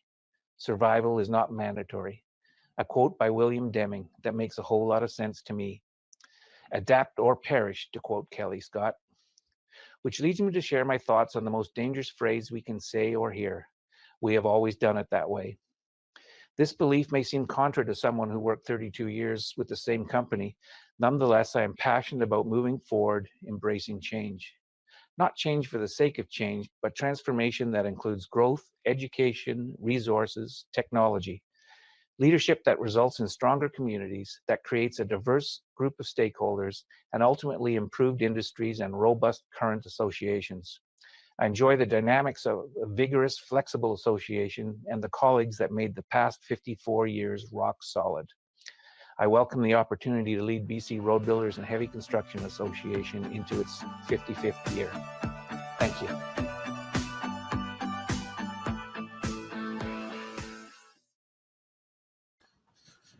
Wow, that's the first time I've seen that video, believe it or not. So I guess thanks to Dawn and her production team for all that editing. It's amazing. Thank you very much. Anyway, I do pledge to work diligently through 2021 to lead our association well as we enter our 55th year. Thanks, Paul. And I never realized you were Irish until I saw you and Sandi doing that Irish jig there with her Dr. Henry shoes on. So we're looking forward to you at the helm, given the challenges ahead. Our next speaker really needs no introduction, but I must say over the last year, in those dark days of 2020, there was a voice and a name that would show up on my phone regularly, and it was Kevin Richter. He was reaching out to us just to see how we were doing as an industry, making sure things were going okay, and really has been that person we go to give some direction and give him some advice. Don't always like the question or the answers we get back from him, but at least he would hear us. So I'd like to introduce you all to our Associate Deputy Minister, Kevin Richter. Roll with video, Dave.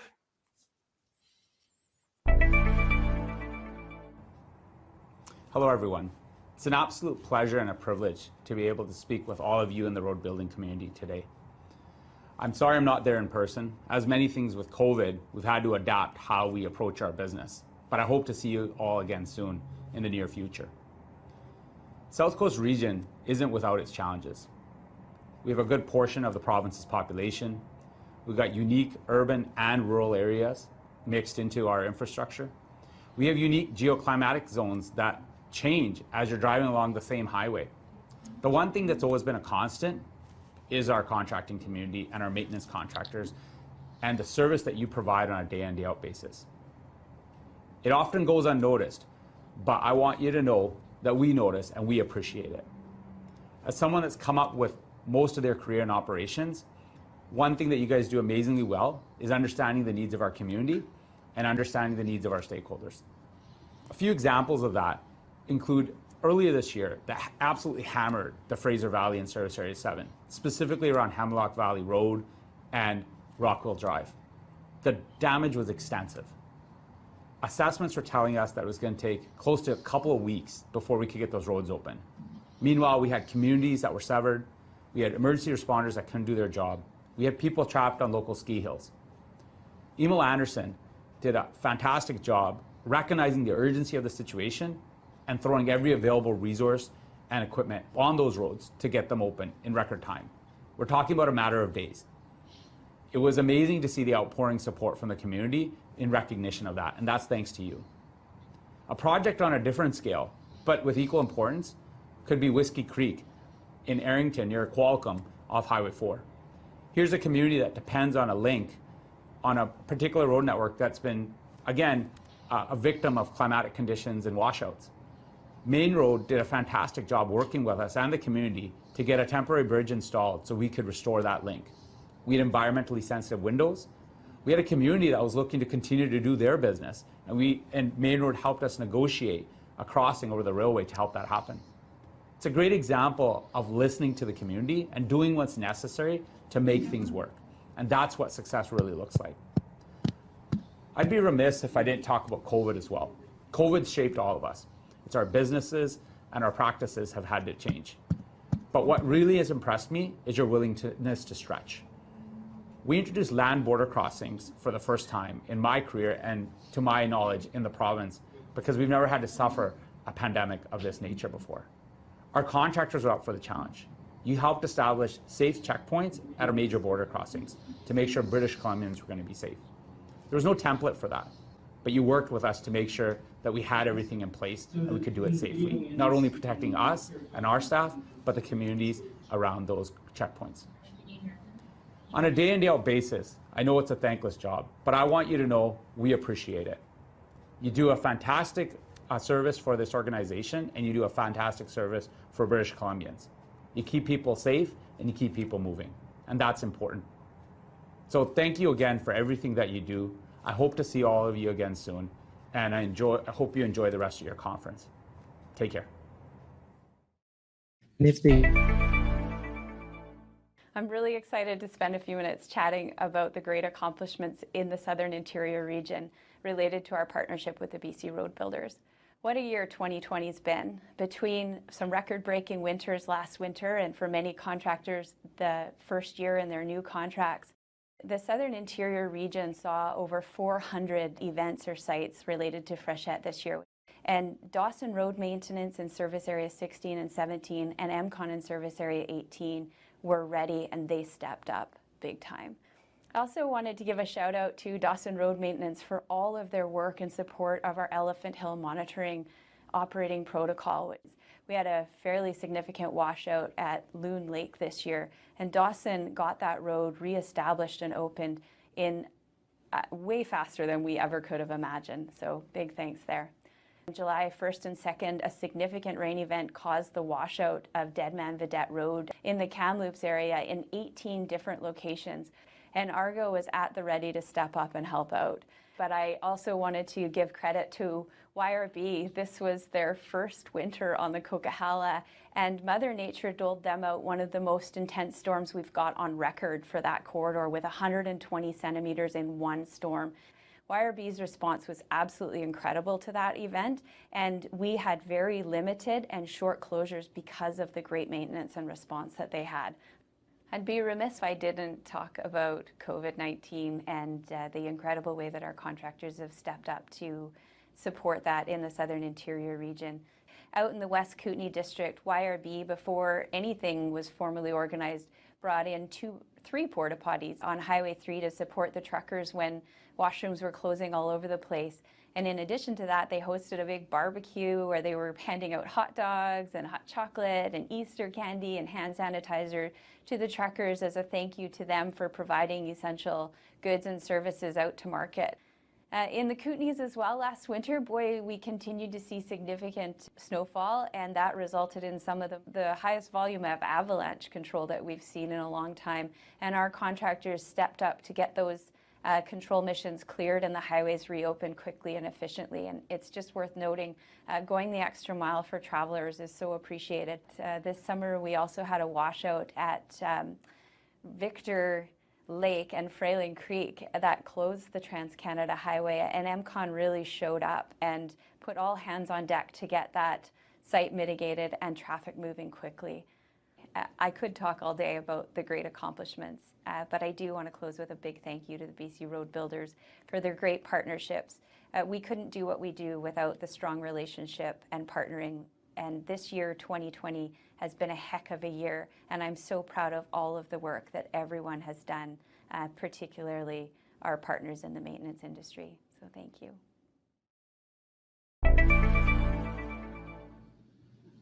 Hi, for those of you who don't know me, I'm Darrell Gunn. I'm the new Executive Director of the Northern Region. I started my career with the ministry down in the West Kootenay District. I spent 4 years in Terrace with the Skeena District as the District Manager, and for the last 2 years as the Regional Manager of Project Delivery and Planning Services down in the Southern Interior Region, before last summer coming back up here into the North. It's been a crazy year in the North. Started out with a Class 5 avalanche on Highway 37A. These don't happen very often. It was great to see that Dawson Road Maintenance is up to the task, working with our avalanche technicians and our local maintenance staff to get the highway open as soon as possible. The freshet was also significant for Vanderhoof and the Prince George areas. YRB was also up to the task, fixing washouts and responding to debris slides when they came up. They even built a temporary bridge in order to get groceries across to isolated residents. I think they even bought the groceries. In summer, the Old Fort Slide reared its ugly head again, and Dawson Road Maintenance in the Peace was able to get the road re-established when it was safe to do so and get access back into the community. LDM also had their fair share of geotechnical instabilities. North of Bell 2, they had a high alpine slide. They worked to get intermittent openings as soon as possible until a permanent fix was created. Also in the Robson area, they had a lot of washouts and slides to deal with as well. Let's not forget about the highway incidents that happen on a daily basis with vehicles. Just recently, Argo responded to a tanker that rolled over and caught on fire. The fire spread to a wood stave culvert under the highway. They had to rip open the highway so the fire department could put out the fire before rebuilding the highway. This was in -30 to -40 temperatures, and they worked throughout the night to get the highway open. is truly incredible. That's just one example of the many incidents that our maintenance contractors respond to every day. I think the most impressive thing about the road builders is how they're a part of the communities that they serve. I think the best example of this was Emil Anderson in Terrace, where they worked with the Tsimshian Nation to raise a pole honoring the missing and murdered Indigenous women along Highway 16. They built the base and was there for the pole raising ceremony. It was truly special and a great example of all the work that we do with our local communities up here in the north.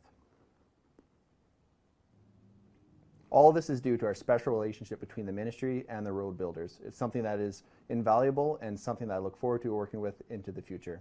Thank you.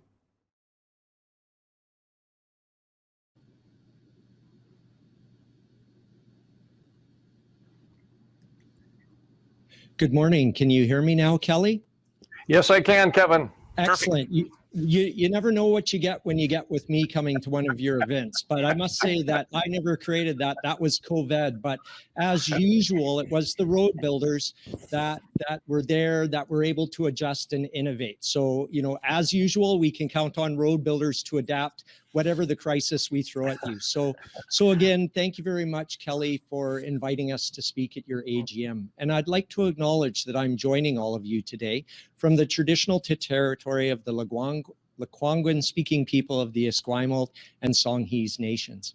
And I also want to acknowledge that to Chief Harvey, thank you for the wonderful welcome from the Semiahmoo First Nations.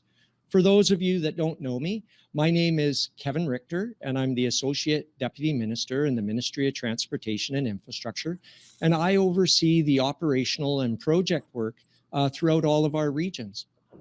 I also was listening to the AGM at various sessions, and it was wonderful to hear Minister Fleming's words this morning. They really resonated with me.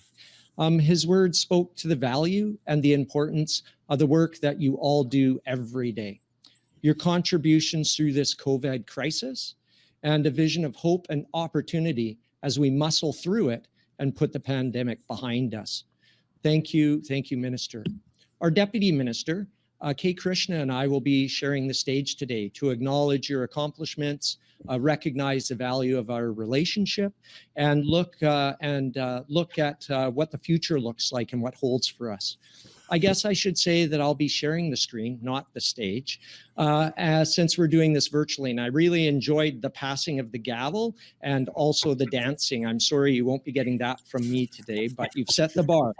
Even though we can't be together in person, we appreciate having this opportunity to recognize all that you do to keep our roads open and to keep our transportation network safe and reliable. People depend on the provincial road network to get to hospitals, to get to schools, to get to work, to get home, and even to recreate, you know, whether that's by car or by truck or by transit or walking, you know, whatever mode they choose, it's crucial. And businesses, they too need a transportation, a road network to move their goods to market. And also they need that network to help them grow and get stronger, which helps all of us get money into government to deliver on the services that British Columbians expect. The road network is critical to ensuring we have a strong and resilient economy now and into the future. From maintaining the system, to improving our side roads, to preserving the inventory, to responding to emergency events like accidents, slides, washouts, wildfires, and to expanding our critical infrastructure, everything you do helps keep British Columbians moving, keeps them safe, and keeps them working, which is so important nowadays, especially in these times of COVID. Your work is essential to British Columbians during the pandemic and beyond. Thank you for all the work that you've done, and the list is long, but for building and continuing to work on projects like the Highway 1 Silhouette 4-laning, the Highway 17 North Surrey truck parking, the Highway 16 Broman Lake passing lanes, the Highway 97-6 hot in place recycling out into Falkland and the Vernon area, to Highway 1 resurfacing at Willington to Garlardy Way, and seal coating roads up in the Mackenzie area, to the Beaton Road Bridge replacement. Those are just a few examples of the incredible work that the people of road builders deliver on. So thank you very much for what you do. I also want to recognize your continued engagement and collaboration on projects with Indigenous people. Your continued work with Indigenous people is critical to our reconciliation journey. And it goes from the big to the small. And I noticed earlier, Kelly, I commend you for your support by wearing your pin to support the Moose Hide campaign. You know, I invite all of you to stand up and support and to end violence against women and children. If you have questions, you can Google it, or I'm always open to a phone call. My door is always open, and I think it's really important. So when I think about it and I reflect on it, the volume and caliber of the work that you do is truly incredible. And our success, or maybe more importantly, British Columbian success, can be attributed to the relationship that we have built together. We have committed to continuing this relationship today and into the future. Together we can make a difference, and together we can make it better. Now I just want to, you had an opportunity to hear from our regional directors, which I think set the stage, but I pass the stage over to our deputy director to share her thoughts with you too. Thank you very much. And my saying is stay positive, test negative. Good one. Thanks, Kevin.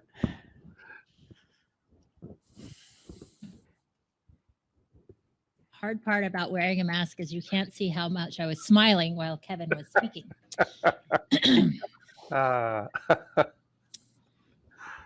Thank you. Can you hear me? Yes, we can, Kaye. Okay, Welcome. Great. Thank you so much. And thank you, Kevin. So good morning. I'm Kaye Krishna, Deputy Minister of Transportation and Infrastructure. And I, too, would like to acknowledge that I'm speaking to you today from the traditional territory of the Lekwungen-speaking people, recognized also as the Songhees and Esquimalt First Nations here in Victoria.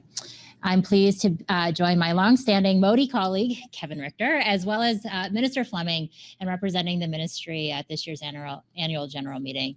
Thanks so much for the invitation and the opportunity to speak. Like the minister, I joined the ministry in November of last year, and I'm incredibly proud to be part of our outstanding team, both within the ministry and our broader collective team of partners who deliver critical infrastructure to ensure the safe and effective movement of people and goods across BC. Hopefully you enjoyed the video from our regional leaders, and for me that just reinforced my pride. I found myself nodding at every statement made in the video, and as Ashok mentioned at the onset of the video, the one thing that's always been a constant is our road building community and the service that you all provide on a day-to-day basis. It's very important that we're here today from the ministry to acknowledge and celebrate your work and your service. And I echo the words of Minister Fleming earlier today to express my sincere appreciation for the work that each of you do in this room that we're joining you in today. And I think I'll just extend the attitude of gratitude that you were talking about and really thanking you. You're the first point of contact for the people of this province for any and all highway maintenance issues 24/7, 360 days a year. You keep us safe on the road through every season. But especially through those challenging and often unpredictable BC winter months. And you get the traveling public and commercial transportation moving again and again after major road events. So you're really a critical partner in all that we do into British Columbia, so thank you. And it almost goes without saying that the past year has been incredibly challenging for everyone. I know that's been a theme of this year's meeting and dialogue every day that we have together. And COVID-19 has really completely disrupted life as we knew it, including how we do our work. Yet our industry was able to quickly adapt and innovate in order to pivot into our new COVID landscape. As essential workers, you were one of the first to demonstrate how quickly organizations and industry could respond to the pandemic and keep operating, but in a new way. You work together to develop COVID-19 procedures to keep your crews safe while continuing to deliver our vital maintenance and services across the province and keep our roads safe.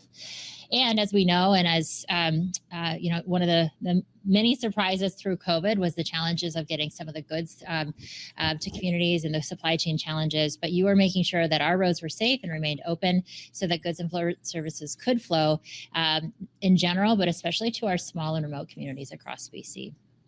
You demonstrated leadership and ingenuity, and you really proved by example that BC could keep the economy going during these incredibly challenging times. And I think BC really stood out for that, and you were a really important part of that.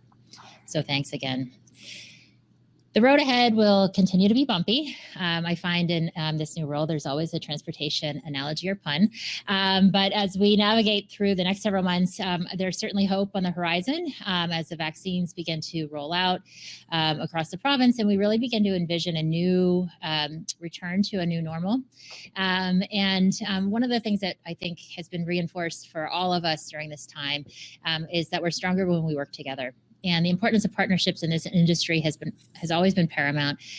But since COVID-19, I think we've really leaned on you and our partners, and it's more important than ever.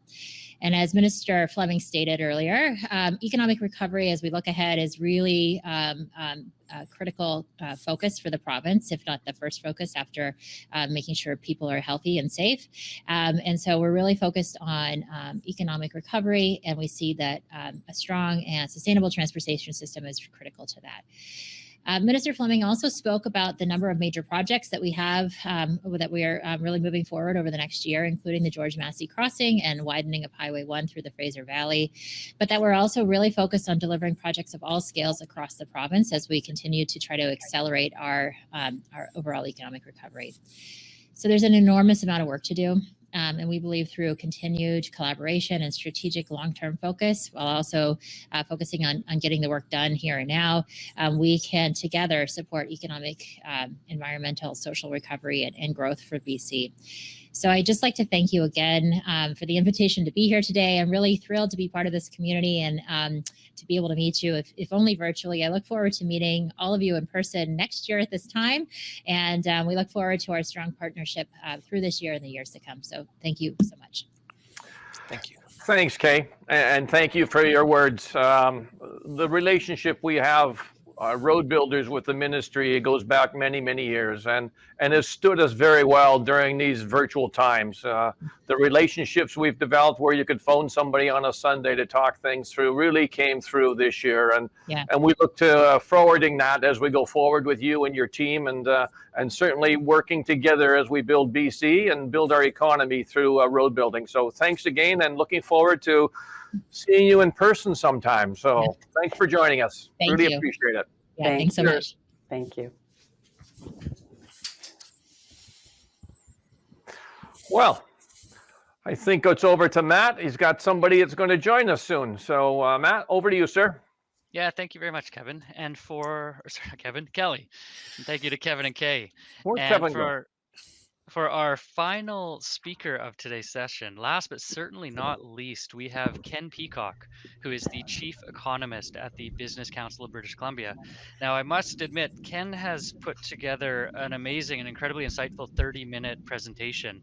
Unfortunately, looking at the clock, we promised to finish on time, and we're going to do that. So we're going to send the presentation to everybody in attendance. We're going to post it on our social channels. I've watched it not once, but twice, and I really encourage everyone to check it out. There's some great stuff there. If you have any follow-up questions, we can give you Ken's email. You can follow up directly. But now we're going to have a dialogue with Ken, and I really encourage everybody to submit questions. I know I have a whole bunch myself, and I'm sure my fellow panelists do as well. So Ken's been gracious enough to go off script, and we're going to go off the cuff and just throw some questions at him. So please send them our way, and we're going to cover as much as we can in the time allowed. So if I can get us started, Ken, thank you again for being here. Thank you for having me. Can you hear me? I can, yeah. Okay, good. So one thing that really jumped out at me in your presentation, we don't always get to say we're number one, but Canada does get to say we're number one as far as debt to GDP spending during the COVID response. 20% is how much we spent here in our response, higher than any other nation. So I'm just curious, in your perspective, how does the federal government tackle this massive debt moving forward as we shift into the recovery phase? Yeah, it's actually a great question, and something that I think more economists and policy type people are turning their attention to. But just to give people on the call or on the video system here a little bit more background, the response to the COVID crisis from the Canadian, mostly the federal government, but also the provinces, as you indicated, was larger than any other country around the globe, and it amounts to about 20% of GDP, as you indicated. And if you look at the next largest country, which was Great Britain, they were down at about 15% of GDP. So the gap, we're first, but the gap is also big, and the US is down around 13. So yes, we've taken on extraordinary levels of debt quite quickly. And the thing about the environment today is low interest rates make this far more manageable, because rock bottom interest rates make borrowing costs really, really low for countries and for governments. So the critical question is, will the economy grow more quickly than the rate of interest? So now you're starting to hear people talk about rates going up a little bit in the not so distant future. And to the extent that the economy grows more slowly after we get past a sort of a 2-year bump here, that's when we run into trouble. So there's going to be growing pressure from many quarters for governments to get their debt load under control, particularly the Canadian government. Oh, thank you, Ken. Got one more question, then I see one's just come in, but conversely, we just talked about the federal level. What about on the provincial level? I know we have some senior friends from the province with us. What do you think the BC government can do to fast track recovery here in our province? Yeah, it's a good question. During this crisis, the federal government has by far done the most of the heavy lifting. The provinces have chipped in money as well, but it really has been a federal government story. Think about CERB, and just again, flipping back to the question a moment ago, just so people are aware, the CERB program, the supports that were rolled out to individuals was massive. There was more than 1.2 million people who collected the CERB here in British Columbia. And when the COVID crisis started, there was only 2.4 million people working in the province. So about 47% of the provincial workforce at some point in 2020 collected the CERB. So the support was enormous. Again, that's mostly federal, or that is all federal. Provincial governments, what they can do is continue to invest in infrastructure, road building, digital infrastructure. The one thing this crisis done has exposed some of the weaknesses around digital infrastructure in our more remote communities. So high-speed internet, improved bandwidth, improved stability right out across the province is going to continue to be an important thing government can do. But to really look to spend on infrastructure and projects that can get up and running in a quick manner, that would be probably my number one objective that the provincial government can do. Well, I think that's music to our ears. That sounds great. I see a question just came in from an attendee. Ken, can you provide some insight on the recent Reddit trading situation, GameStop, and how this new social media method of inflating stock values will affect the markets?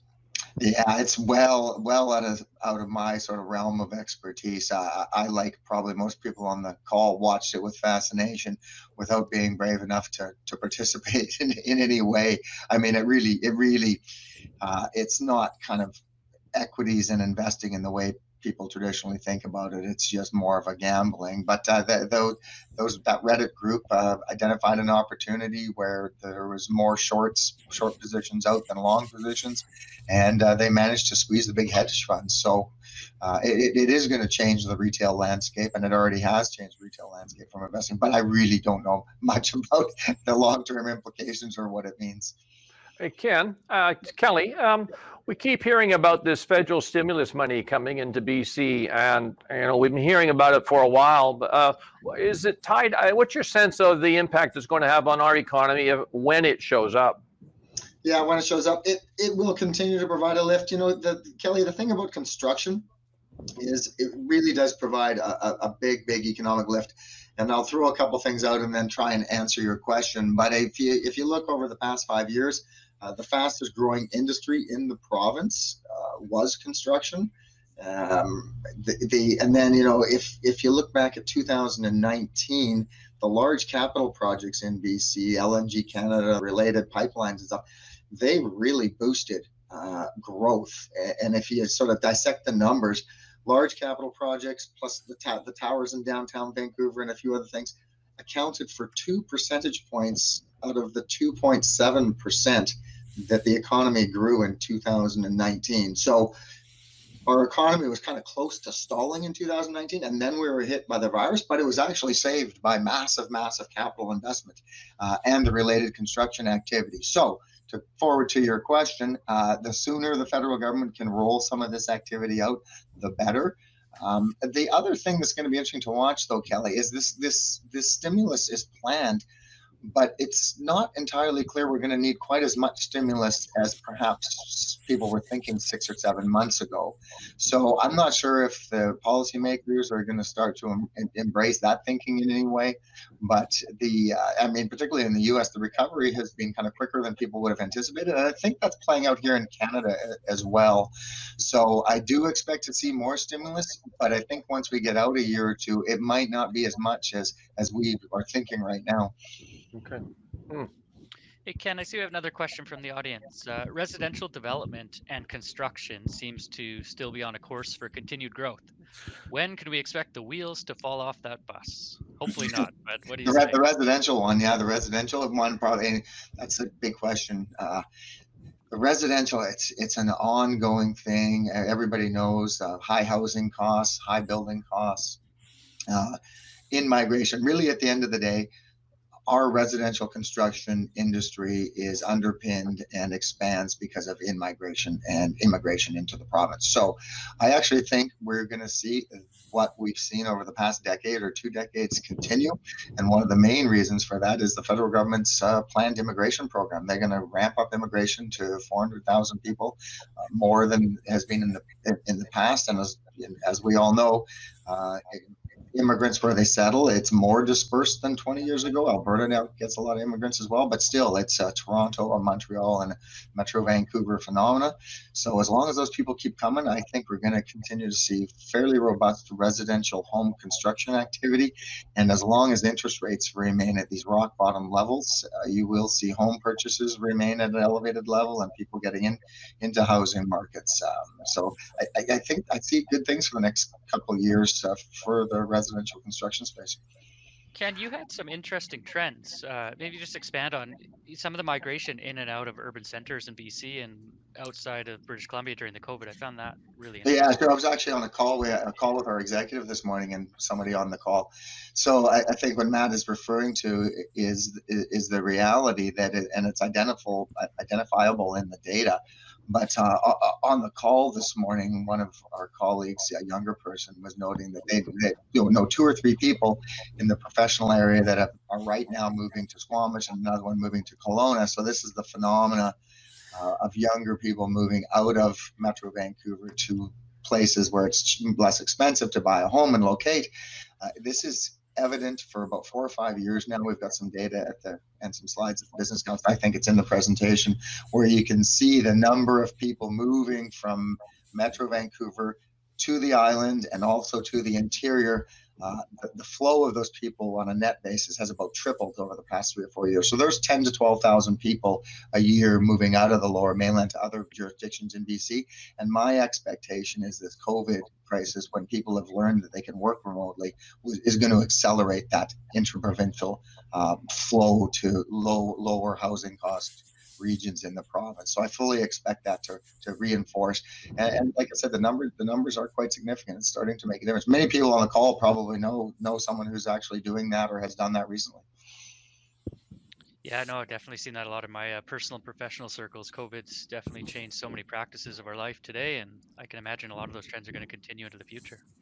One more question for you before we wrap this up, Ken, is as we look forward, road builders, we look at not just this year, but the next 5, 10 years. What's that crystal ball looking like to you? Well, hopefully we won't have another pandemic. It's 10 years is really out there. I mean, if economists are honest with people, 2 years is a long time to forecast. It's kind of, we have a good sense of what's coming over the next year. But if you look at the sort of big picture trends and macroeconomic circumstances, Asia, this is something we talked about at the Business Council for a long time. The Asia Pacific region is going to account for more than half of the global economy by about 2040 or 45, somewhere in there. So BC's location, we're well positioned to take advantage of that. I think the U.S. economy, you're going to see a little bit of a burst in productivity and innovation, and some of this coming out of the virus. And I am actually quite optimistic about this whole innovation process and technology advancements, and hopefully in the energy space as well. So that positions the backdrop is reasonably good, and I think BC benefits from it. I looked at the gateway. This is a major economic engine that is going to continue to benefit the province. I looked at the in-migration, and then I looked at technology. The technology industry here is really catching on, film and television. So, there's going to be bumps along the way, Kelly, but broadly speaking, I would suggest that BC is in a position to kind of lead Canada in economic growth per capita terms in a similar manner that it did over the past decade. Terrific. Good to hear. Well, I think that just about brings us to time here. And Ken, thank you so much for your insights. And I really do encourage everybody, please check out the 30-minute economic update that Ken's provided us. There's some really insightful stuff in there, and I'm sure it'll benefit your business in the months and years ahead. So thank you, Ken. Thanks, Ken. Thanks, Rob. Ken. Thank you. So Paul, what say you? It's now 12:24, and we promised our attendees that we'd have them out by 12:30. And we know BC road builders always hit their mark. That we do, Matt. Motion to close the 2020 AGM. I so move. Second? I think that's you, Paul. Okay, well, I second it then. All in favor? Opposed? Motion carried. Terrific. Before we wrap up our 2020 AGM, I just want to update you on Maui. It is still there, and we're going, as Sandi talked about. We're just not sure if it's going to be 21 or 22 rather, or 23. Stay tuned. Thanks again to all our sponsors and to our members. Stay safe, everyone. Cheers. Thank you all. Bye-bye.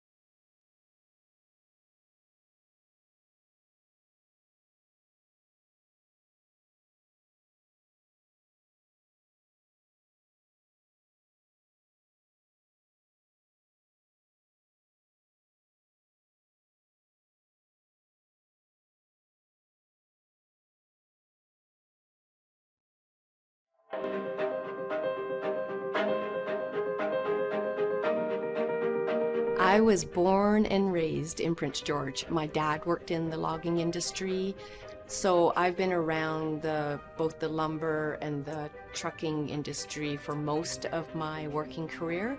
My name is Annie Horning. I'm the CEO of Excel Transportation. We move the fiber. We are the link from the sawmills to the pulp mills, from the bush to the pellet plants. We move all of the raw product that's required for the manufacturing plants.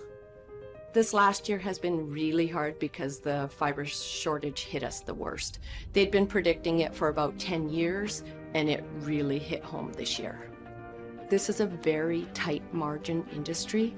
Very tight. We won't succeed if we don't continuously look for a better way, which is why the ESSO program came to us in the beginning. So we really looked at the ESSO fuel program in part for the fuel economy, but the other big part was the clean running engines. In a fleet of 40 odd trucks, there's always something that's going wrong. For me, the biggest worry I have each day is to make sure that we have enough trucks available, and since we've switched over to diesel efficient, we're doing less work on our DEF systems. We don't have to have any more cycles. Trucks start up as normal. They can idle the extra little bit of time in the winter when it's cold. 80% of our fleet is using ESSO diesel efficient, and our numbers came back at a 4.8% improvement in fuel efficiencies. That's our whole business is trucking. It's huge. Any opportunity to save some money that impacts either our bottom line or gives us the opportunity to give better rates out to our customers just helps to move us forward in the business. Do a test run on it and switch over, because we have noticed such a good outcome from this fuel. Every little penny counts in this industry, so we were pretty excited with some of the promises that were made from the ESSO program, and it's proving its worth.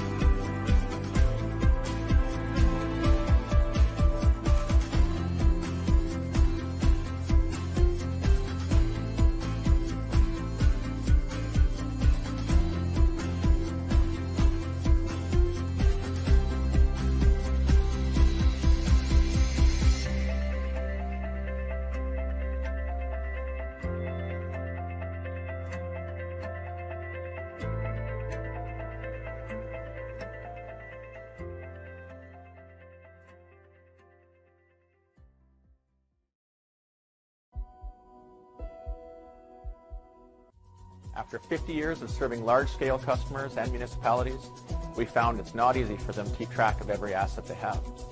That's why we developed the Reflector app to help our customers manage their signs and traffic equipment. Manufacturing details, location, installation date, and other key asset details are recorded and available on your smartphone. Reflector integrates into any asset management system, lowering operational costs and maintaining organization, which results in safer, more efficient roads. Thank you for making us the trusted leader in traffic safety. We promise to continue to deliver on time and error-free. Traffic safety is our passion. Driving innovation is our goal. Helping you get to your destination is our mission. And our eyes have never left the road.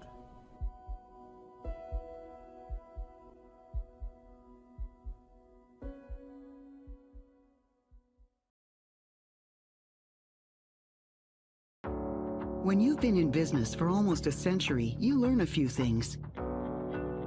In addition to the valuable lessons born of decades of practical experience, you acquire invaluable insights into the role your company plays in people's everyday lives and the communities in which they live and work. As a builder, you gain a deep understanding of the true value of your profession, including the almost immeasurable contributions made to enhancing quality of life for millions and advancing whole communities.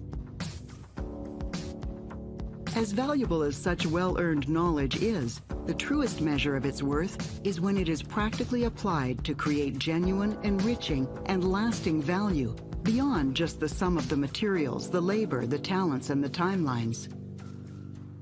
Graham was founded on the ethos of honest hard work, combined with our dedication to responsive service and accountability, purpose, pride, and our defining values, attributes which still permeate every aspect of our business today. As employee owners, we're both deeply invested and fully committed because we're more than builders. Mirrored in our work is a reflection of our core values. Values that propel us, always inspiring and driving us forward to seek a better way, innovate, and consistently deliver the best possible solutions. It's a way of working we take considerable pride in because it's seldom enough to simply meet client expectations. True excellence is born of always striving to exceed them. Safely delivering innovative construction solutions requires a seamless discipline from planning through completion. It demands collaboration, focus, and an unwavering commitment to our standards of excellence.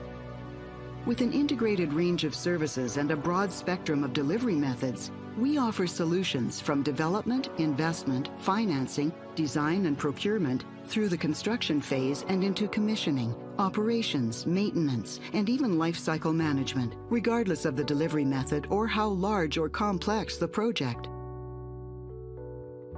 From those humble beginnings nearly a century ago, we are today a $2.5 billion plus integrated construction solutions partner serving North America. Our expertise spans the full spectrum of industrial, buildings, and infrastructure projects. Our strategic approach allows the transferability of highly experienced, highly dedicated employees across a variety of disciplines and project types. The result is an ever-growing, diversified, and well-integrated portfolio, ranging from complex light rail transit systems to wastewater treatment plants, recreational facilities to universal care hospitals, mixed-use airport operations buildings and warehouses, plant expansions and heavy civil projects. With a passion for inspired excellence, we've fostered a strong, cohesive, and distinctive culture. One that is inclusive and conforms to the highest standards of corporate governance and environmental stewardship. It is a culture that relentlessly seeks innovative, creative solutions, is always driven to embrace new challenges, and with the scope and capacity to ensure we always deliver. When you've been in business nearly 100 years, you not only learn countless valuable lessons, you embrace and embody them. At Graham, we're more than just the sum of what we've learned and what we've achieved. We know that true success for all parties is the product of fostering trust, working collaboratively, and building resilient, committed partnerships. So while we bring pride and passion to everything we do, we remain ever responsive to every client's needs, ever responsible to every community in which we work. and ever focused on building better, smarter, and more sustainably for the next 100 years.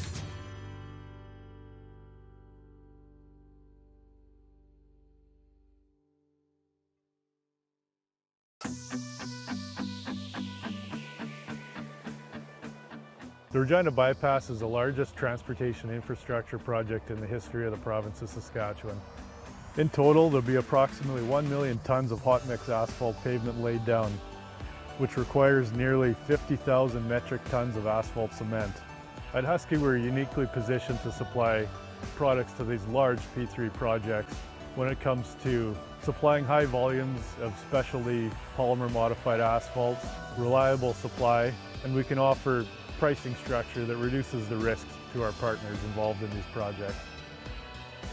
We were challenged by the design build team in the design phase to bring a custom modified asphalt to the table that they desired with certain properties, and we were tasked to deliver that consistently and reliably to meet the demands of Saskatchewan's largest infrastructure project. The construction contractor in this project is Carmax Enterprises. Husky had supplied them on several smaller scale projects across Western Canada. So when this large P3 project came up, the first choice for Carmax was to get in touch with Husky. Supplying asphalt to these large P3 projects is similar to supplying to regular paving projects, except the stakes are much higher. We have to meet strict timelines and tight specifications. The benefits of consulting with the construction contractors from the beginning through to the end of the project was we had open and honest expectations of each other right from the start, right through the end of the project.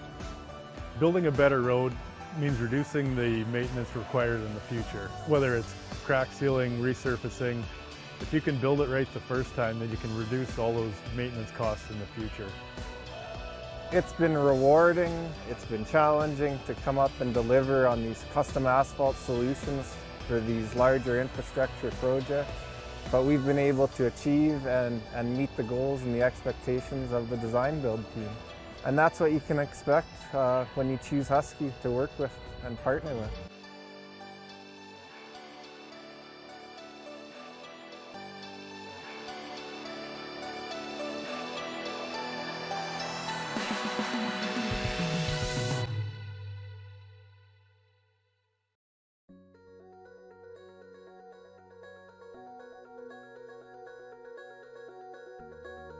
How Enterprise has helped our business most is in that branding. I think for many years we were running our vehicles 10, 12, as long as they would stay on the road, we would keep them on the road.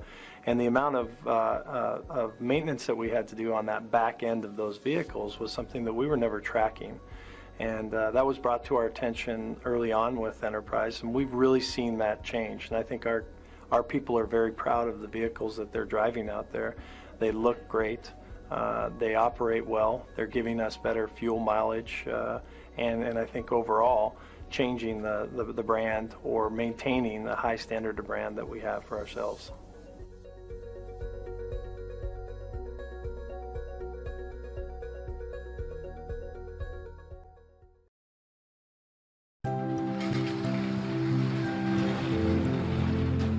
Peacock is a full-service general contracting firm. We provide construction management and design build services. Peacock has a fleet of about 40 to 50 vehicles at any given time. I think it was about 5 years ago we started working with Enterprise. It was a conscious decision to get away from focusing on managing a fleet back to managing construction projects. Enterprise Fleet Management brings to the table acquisition, resale and remarketing, risk management, maintenance and repair. They handle that all for us. I would say that they saved us approximately 8 to 10%. So I know what the value is. If anyone asked me, should I use Enterprise Fleet Management for my business, I would enthusiastically tell them yes. I think probably the biggest tangible to me personally is I don't give fleet management a thought. We can now focus on building just the buildings.